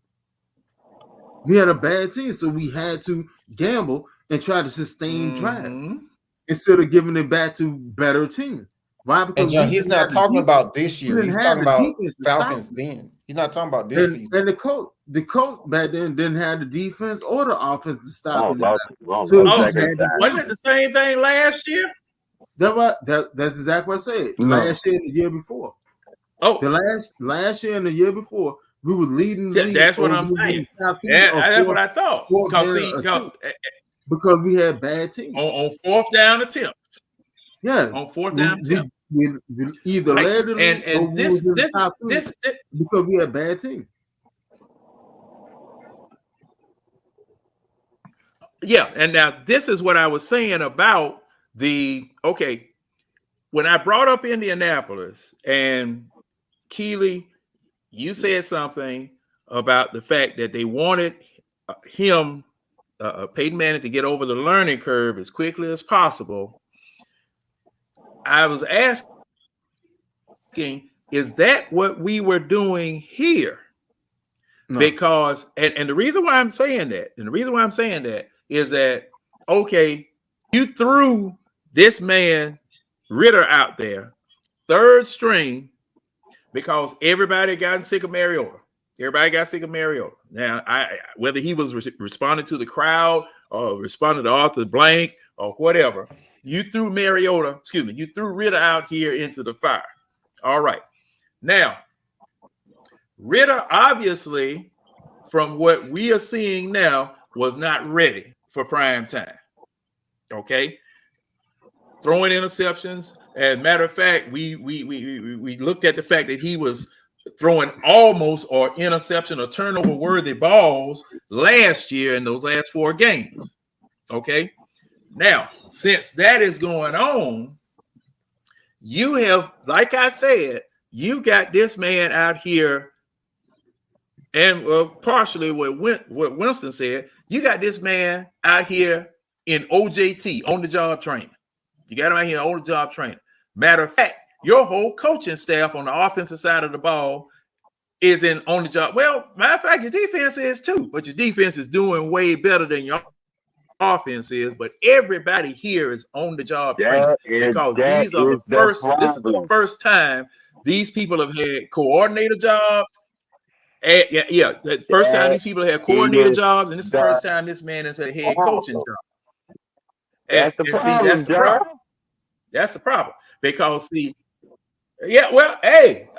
I've been saying it for the longest. Everybody's on OJT. All right. Now, since that is the case,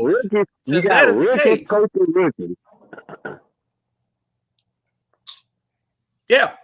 I mean, and just like another Keely, another old folks saying is blind leading the blind, everybody gonna fall in a hole. Come on now. Right. Did you hear that? Anybody ever tell you that? And basically, that's what's going on. That's exactly that's what's going on. That's what's going on. What's going on? They can't that's what's going on. I mean, the blind leading the blind. Nobody get out of their own way.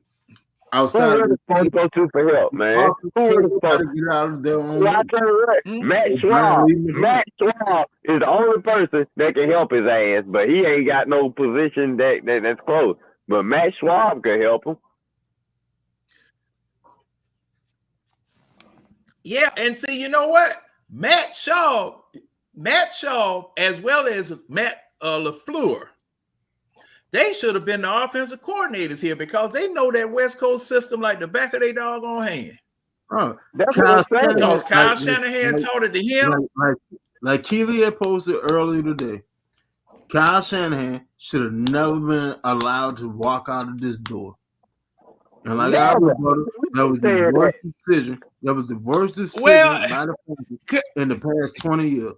Point blank period. Like I said, and like I said on that post, bro, you are not gonna be able to stop him.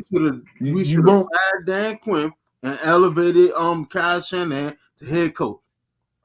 He wouldn't have stayed. He wouldn't have stayed. He would have stayed. He wouldn't have, bro. He wouldn't have stayed. He led this offense to historical proportions. He would have stayed. He would have stayed. No. He don't have to take the time. He don't have to take the time to learn any play on the offense. You don't have to name one coordinator who was the hottest coordinator in the league that stayed after a coach got fired. You won't find one. He would have stayed. You won't find one.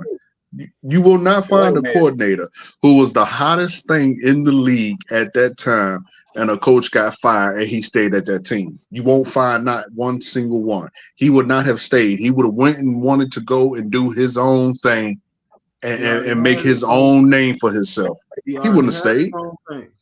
He already had. He didn't have his own thing. He had Dan Quinn's thing.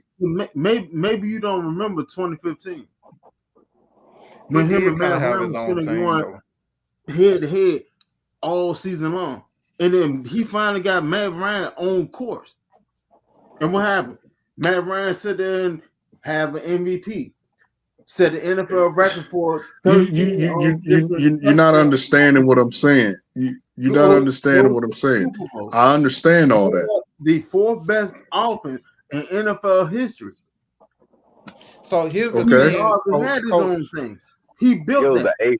He built it. I'm sorry. He built it. He already had his own thing.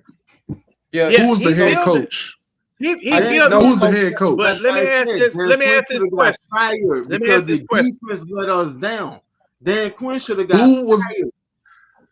Okay, shoulda, woulda, coulda. But who was the head coach? 28-3. Only a pick 6, so 22 points by the offense. 28-3. But y'all gotta understand that was kind of a unique situation, though. That was a kind of all right. So that was a unique situation. Yeah. Yes, he wasn't the head coach, but that was a unique situation because they were a package deal coming into the situation. So yeah, and So Shanahan renegotiated his contract with Cleveland because he knew Dan Quinn was coming. Yeah. They went ahead and basically was a package deal. Mm-hmm. One was going to run the offense and one was going to run the defense. And that is one of the issues that propped up why Dan Quinn did not overstep in terms of saying we're not going to do this or that's not what we're going to do, because he gave him full reign over running the offense. Mm-hmm. So in some respects, Kyle Shanahan did not have a head coach while he was in Atlanta because he had I understand over the offense. I understand. I understand. So I'm just saying. So you're correct in that he wasn't the head coach, but that wasn't a normal situation, as in like he's just a coordinator. Because being I get you. I get what you're saying, but what I'm saying is at that time, he was the hottest thing smoking. Name a single coordinator in the history of the league who at whatever time was hot and stayed at the team that he was the coordinator of instead of going and getting his own team and doing his own thing. Quinn. Wait a minute. How many teams offered the guy to stay? Because a lot of times the team don't even offer the guy to stay. But to answer his question, Quinn just did it with Dallas. He was going to Denver. Mm-hmm. And then Jerry Jones, when they had a conversation with him, they discussed him as basically being a de facto coach in waiting with McCarthy sitting right there. And I remember it was an issue going into the season. This was after Parsons had that breakout season and Trey Diggs had all these interceptions or whatnot. Look, Winston is right. Winston is right on this, man. We should have never. I don't care what all the players should have been smart enough. So y'all don't. Listen. I'm in the middle with you. So you don't. I don't think they would have talked him into staying, but I do think that the organization. Make the offer. I think the team should have made the offer. But this is what I'm saying. You think they did it? You think that they did offer him the house? No. Y'all honestly think they didn't? Hey, coach. We just named how hot he was in the second year of Matt Ryan's career. The second year of Matt Ryan being in this offense, they breaking records. The Benz is making, or the stadium before is making God amount of money. The Falcons are hot as hell. Do you think a businessman is going to allow the thing that is making his team hot to walk out the door and not try to keep him? You're saying a businessman as if he's made smart football decisions in the past. Let me ask Coach. Yeah, but that's business 101 though, bro. You see what I'm saying? Like I understand. One second, bro. But this is money 101 though. I'm saying that's different. That's football. Like Football like and money is two different things, bro. And y'all, if you think Blanks is a dumb businessman, that's different than being a dumb football owner. See what I'm saying? Like that. We see I can't believe that. I can't believe that. I don't believe that. The one that making the hire is Rich McKay. I understand that, but you're not listening, bro. I understand that, Winston. We're talking money. We're talking money. You're a coach, right? We're talking money, right? Stop. You're a coach. You coach offense or defense? Defense. Right.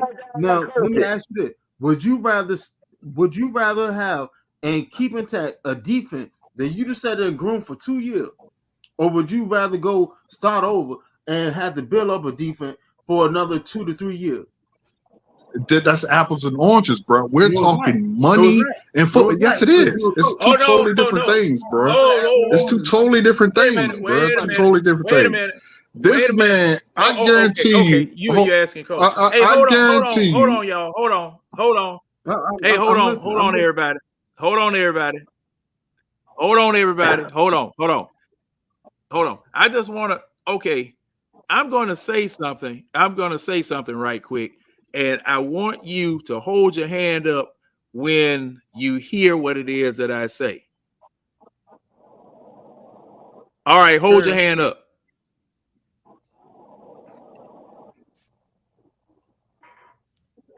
Man, y'all can't even follow instructions. Hold your hand up when you hear what I say, because I'm trying to see how long this delay is between me and you. Okay, all right, wait a minute. Put your hands down. I'm going to try it again. Hey John, you can't exit out, because if you exit out, testing. It's gonna kill the broadcast because it's on your page. Yeah, you can't exit out and come back in. Man, I'm so far behind, y'all. You put the damn wheel and the chick conversation going. Now you don't kill my adrenaline. But look, what I'm saying is this. All right. If I said Red, you had too much anyway. what I'm saying is this: if I said that and been with a woman for 2 years, we done went through up and down, and we done finally got to our peak. I'm not going to go find a goddamn shiny new woman and try to build that all over again. That doesn't even make sense. Yeah. I'm with you. I mean, we had to keep. I would have kept. I would have done everything that was possible to keep Kyle. Once I saw what was going on in my offense, they didn't get us to the Super Bowl. Kyle did. Kyle is the one that I got to offer everything to stay. Exactly. Now, if Arthur did that, which I doubt he did, if Arthur offered him the farm, go ahead, Winston. My bad. 28-3. The offense scored 21 points. The defense had a pick six before the half. 28-3. Second half, defense fuck up, lose Super Bowl. Head coach, a defensive-minded coach, fired his ass, moved the offensive coordinator up. Let him be the head coach. Let him go find his own defensive coordinator. Keep him in the building. Why? Because y'all have magic. Y'all have created magic. Right. It's not too many teams. Exactly. You're making my point. You're making my point. Hold on. I'm talking right now. What I'm saying is this. It's not too many teams that can sit there and say that my name are in the analog of NFL history. It's not too many players that can sit there and say that while there's only a select few that's in the Hall of Fame. Correct. That offense is up there. That offense was up there. Why would I allow this to walk out the door when it's already tailor-made, it's already groomed to your fitting, to your liking? Everybody know what you're trying to do. I'm not correct to go sit there and bring in Sarkisian and then sit there and try to emulate your offense when you're not even here to run your offense. Hell no. Correct. You are literally making my point. Arthur Blank may not be smart when it comes to football, but Arthur Blank is very smart when it comes to business. And he knows that 2016 year he made a truckload of money with his Atlanta Falcons being that popular. So if you think that he didn't ask him, it ain't two different things. If you think he didn't ask that man to stay, you're crazy. You want to talk to me about the stadium being built and something like that? You talk to me. You're not listening. Clearly, you're not listening. If that's what you took from that. If I make a lemonade stand, if I make a lemonade stand, and I'm sitting there selling lemonade, 25 cents a cup. Okay. And then I had the wise idea. Say, hey, if I sit there and add sugar to this motherfucker, and this joint start hitting, and I'm going from 25 cents to $1 a cup, why would I not keep adding sugar to the goddamn lemonade? That's common sense. That's good business practice. I own my own business. Correct. Correct. It's good business. So if it's good, the office is what's making money. I didn't sit there spend $1.6 billion on a stadium. And this offense is what's making me money, because our defense was nice, but our defense won on Winston, you are making my point, brother. You're making my point. What you said was Arthur Blank was a businessman. He's thinking in business terms, so he's not thinking in business terms. There's no reason at all. That's not what I said. That first off, that's not what I said. I said he offered that man. I am positive he offered that man money to stay. Y'all reply was no, he didn't. I said Arthur Blank is not a stupid businessman. He is not going to let that man walk out the door when that man has brought the offense to the heights it was. Our Atlanta Falcons made the money it was. He's not, bruh. He made him an offer. He made him an offer.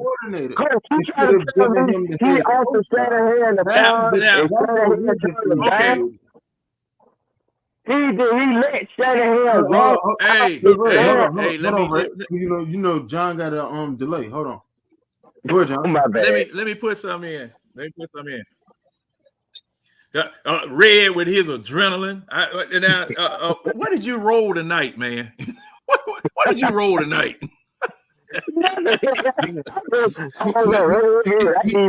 Hey, don't be look. Hey, Red. Hey, Red. Stop pouring that fireball on top of them leaves, man. You're here pouring fireball on top of the leaves and then lighting it, trying to figure out why the dog about to catch fire. Look, John, but, let me say this. Blank to make dumb football decisions that will look like he won't make smart business decisions, but the football decisions, he will make plenty of dumb of them. And coach, don't be fooled, man. This guy been making dumb football decisions, and I promise you, he did not offer that man the farm to stay, because if he did, Kyle would have stayed. Dan Quinn would have been out. He didn't offer that man nothing. He walked right out the door. The best thing that happened to him right out the door without an offer. My bad, John, I'm done. And that's why we end up losing him. Go ahead, John. Now, see, this is what I got to say about what I remember about that time. Now, to coach's point and to everybody who's responded point, we don't know what took place, because I've been trying to see what it was that took place. Because usually when a situation like this takes place, there's some news or something that you can, point to as actually factually happening. But I don't see anything. So I can't speak on either side of the argument. Now, I do know that, okay, if you couldn't keep Shanahan, you could have kept LaFleur. Okay. Yeah. Now, LaFleur leaves here, goes to the Rams. Okay. You could have kept LaFleur. But LaFleur leaves here, goes to the Rams or somebody, if I'm not. No. He went someplace else before he went to the Rams. He went to But the Titans. LaFleur He left. went to the Then he Titans. went to Brown, got a ring, and then went to Green Did he Bay. go? He went to the Titans. Yeah. The Titans. Okay. Now to coach's point, and to El Jaffe point, My man Keely. to their point, I'm going to say, yeah, Keely. To their point, at that particular time, you had just come off of a Super Bowl loss. And I remember the press conference because there was a lot of people calling for Dan Quinn's head because of the fact that he didn't intervene and stop Kyle Shanahan, that Kyle Shanahan just went amok, that Matt Ryan didn't do his job out there on the field as a last line of defense before doing something stupid. All right, all of that was rolled into one. Okay, it was a whole bunch. We were mad. Coach was mad. The owner was mad. It was just exactly a whole bunch of beloved at the rolling moment. going on. Prior, no, and he wasn't. Now, in addition to that, he had already been talking with the 49ers during the playoffs. From what I understood, he was talking with the 49ers during the playoffs. Now, That's what we should have stopped that. We should have stopped that right away. Yeah. Now, You ain't talking to nobody. You staying here, sucker. You ain't going nowhere. But you can't do it. You can't, Red. You can't do it. If your team is still in play, you can't do it. The ownership had to grant permission for any coordinator to interview for anything. I ain't granting nothing. Not for no Kyle staying. You can stop it. Now, if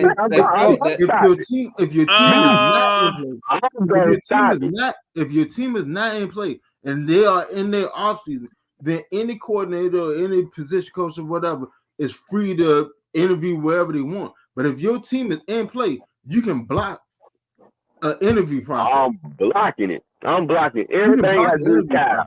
Plus, another reason why the reason why I think they didn't make a strong push for Kyle is because I believe they felt like Sarkisian would be a significant replacement. Oh my God. They talked to Sarkisian before to understand his offense. I think not necessarily that they had a conversation, but that they targeted him.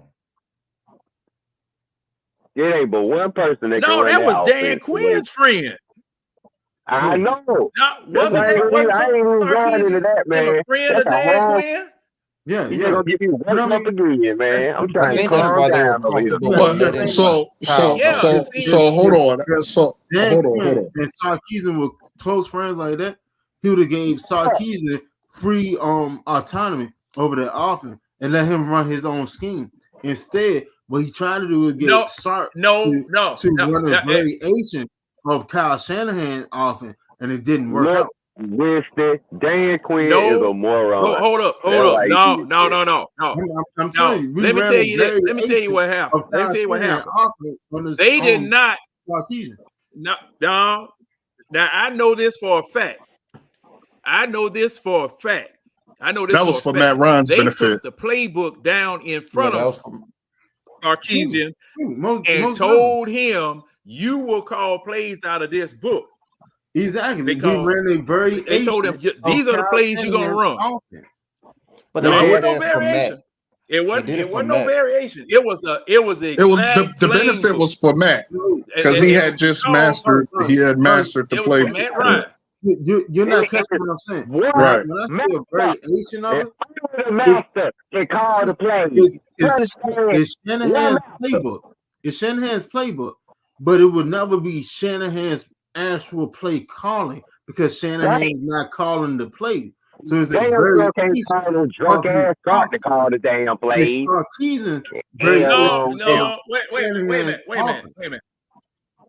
Wait a minute. Now, Winston, say that again. Say that again, Winston. All right. Break it down, Winston. We Sarkisian was calling Shanahan plays. It's Shanahan's playbook, but it's the variation of it because it's not Shanahan calling his offense. It's Sarkisian calling Shanahan offense and trying to use it as best as he can. But it's not Shanahan's offense. So it's a variation of Shanahan's offense. Right, because there ain't but one master that can call Now, okay, from now, Shanahan offense, and that's Shanahan, who should have been here still coaching because we Which should is have why- offered him the wait, world. Red, Which is why I thought they were Red. comfortable with letting Red. Kyle walk Red. because Hold it up, felt Red. like Sarkisian Exactly. could do the job. Exactly. Because look at what Sark doing in Texas right now. Okay. Keep in Man, mind, that's- Sark that's was a good reclamation offense, though. project. That's good Now- offense, Yeah, Winston. especially with the whole alcohol charge. Yeah, Yeah, because he Sark- had fell out, then Sark went to did- Alabama to get his career back Okay. together, and then they were gonna bring him back up. That's why Texas gonna win it. But that's another story. Okay, now, We're talking about now- Sark trying to run Shanahan offense, and he can't do it. Go ahead, John. Now, since I'm on tape delay, jeez, man, I feel just You left still behind. good, man. But at any rate, You ain't- Hey, you John, ain't John, listened to another argument. you got now, about like a 4 second this delay. is okay. Yeah, that's what I was timing. That's what I was timing. I don't understand this. But at any rate, now Hold on, I'm getting if I right take now. this, I'm about to put my hand up. Time from when you first heard. Be quiet, Winston. He already talking now.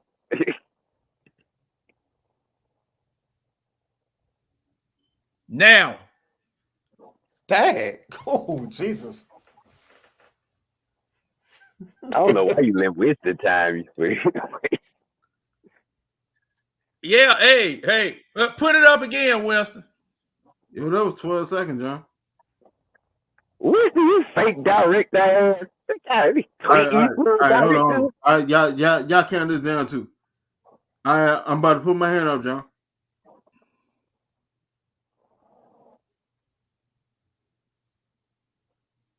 Now, Jeez.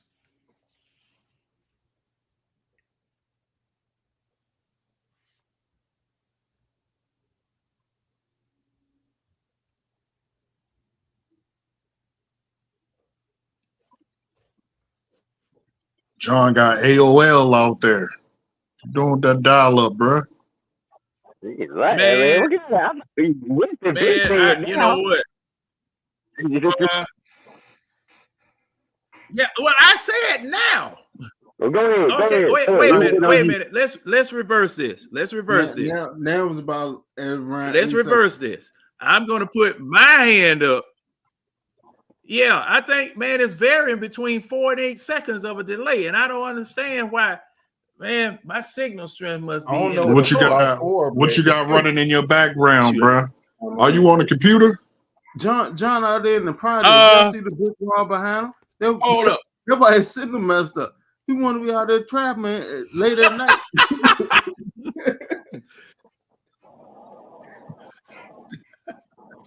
Hey, man, why my business all over the doggone airway? Hey, man, you Now, got did it quicken any? Yeah, a little bit. Did Yeah, go it ahead. quicken? Go ahead and I start, cut the TV go ahead off. I and had start the your rebuttal. TV We waiting on your on rebuttal, because I John. was- Fellas, I gotta tap up. Okay. I gotta get up in the morning. Yeah, I do too, Okay, because well, I I'ma gotta say be to this. work I'ma say at this about 7. this. All right, Okay, fellas. well, I okay, we got appreciate time to y'all. wrap up Appreciate then. y'all. All right. Well, hey. Well, yeah, this hold- might be a hold good on. time to doggone go because since Hey, you know, Kid, let everybody know where they can find you on social media and things. And Well- Coach, you do the same after. Well, if y'all interested, y'all look me up. I am Keely Stinson, and that's my name on social media. I teach people how to do things. I don't know if I probably can advertise that here. But... Yeah, you can go ahead. Okay, well, I Oh, teach people. they I'm a know firearms instructor by trade. That's my company. I teach people how to. I'm an NRA certified firearms instructor. So that's what. Oh, I'm gonna have to come out there and show you up, bro. That's Sharpshooter. one thing. Sharpshooter, bro. Bruh, I'll put it like this. That's what's probably not gonna happen. I'm a sharpshooter, bro. I hit sharpshooter on the rifle range all 4 years. I'll put it like this. When I got my certification, right, 5 people took the class, only 3 people passed. It was me, a former Marine that does executive security, and the third person is a former Army that's currently a police officer up here in Gwinnett County. The 2 people that failed, one was a gun store owner. The other one is a guy who runs club security. Those are the 2 people that failed. All right. Again, I'm a Marine, so but yeah. Anyway, go ahead. I'm just giving you crap, bro. No problem. But yeah, we got to register killer with a lethal weapon. But yeah, that's what I do. I'm a NRA certified firearms instructor. Okay. So what you got to fire one, man. When I get ready. Or where can they find your product? Just hit me up. I have a website up, but basically everybody who's been getting lessons have just been DMing me. So just everybody else take the same route. Just DM me. We'll schedule a time, and we'll get the instruction and then go into the range and we'll get it done. Share your website into the group. All right, we'll do. Yeah. Sharpshooter. Coach. What's your name? Keely Stinson. Yeah, you know where you can find me. You can find me in the ABG Bird Gang. I'm probably cussing somebody out. And you can find me on the Coach's Corner on Mondays where we go over Falcons defense. I did some Monday, but I clearly didn't do it right, so I'm going to get it right and have something going for this Monday as well. But yeah, the Coach's Corner, come holler at me. All right. Coach's Corner on YouTube, right? Hey, Coach's Corner, exactly like that. Yes, sir. Hey, Coach. Oh, now Jesus. you can post that into the web into Atlanta Bird Game anyway, right? Okay. Oh yeah, Atlanta Bird Game, but you can't. Okay. Yeah. You can post. You can't post. Links on YouTube. Posting into the iTunes. Oh, okay. All right, I got you. No. Post it into the Facebook group. Into both Facebook groups. Post it into the iTunes and post in the Bird Gang since you wanted to go. Oh, okay. Well, you can't post in Bird Gang unless you're an admin. So, not videos. Gotta be an admin. Oh no. This video going on in well, you do have to get there. Well, one of y'all are admins. Posted it. No. You got to share. You got to share. Links, but not videos. I tried. It wouldn't. That's why we got this channel. But I tell you what. Okay. Okay. Send me a Winston the link, and we'll post it in our group. Okay. We'll do. All right, bro. Yeah. All right, fellas. Yeah. Okay. Okay. Yeah. Come on in. It's been a great show. Thank y'all. All right, John. All right. So, what you got? All right. Oh shit! Another good show, and everybody done left. So I'm gonna play my closing music. Ladies and gentlemen, and everybody check 3 Dirty. Yep. And 3 Dirty, Ray Ellison, Carlos, Miss B, everybody that participated tonight. We really appreciate you guys participating. Come on back next week. 9:30 or 10, one of the two. We're gonna be back in here arguing, fussing, and fighting again. And you're willing and you're welcome to come on in here and get with it. All right, Winston, take it easy, boss. All right, John. Until next time. Yes, sir. Yes, sir.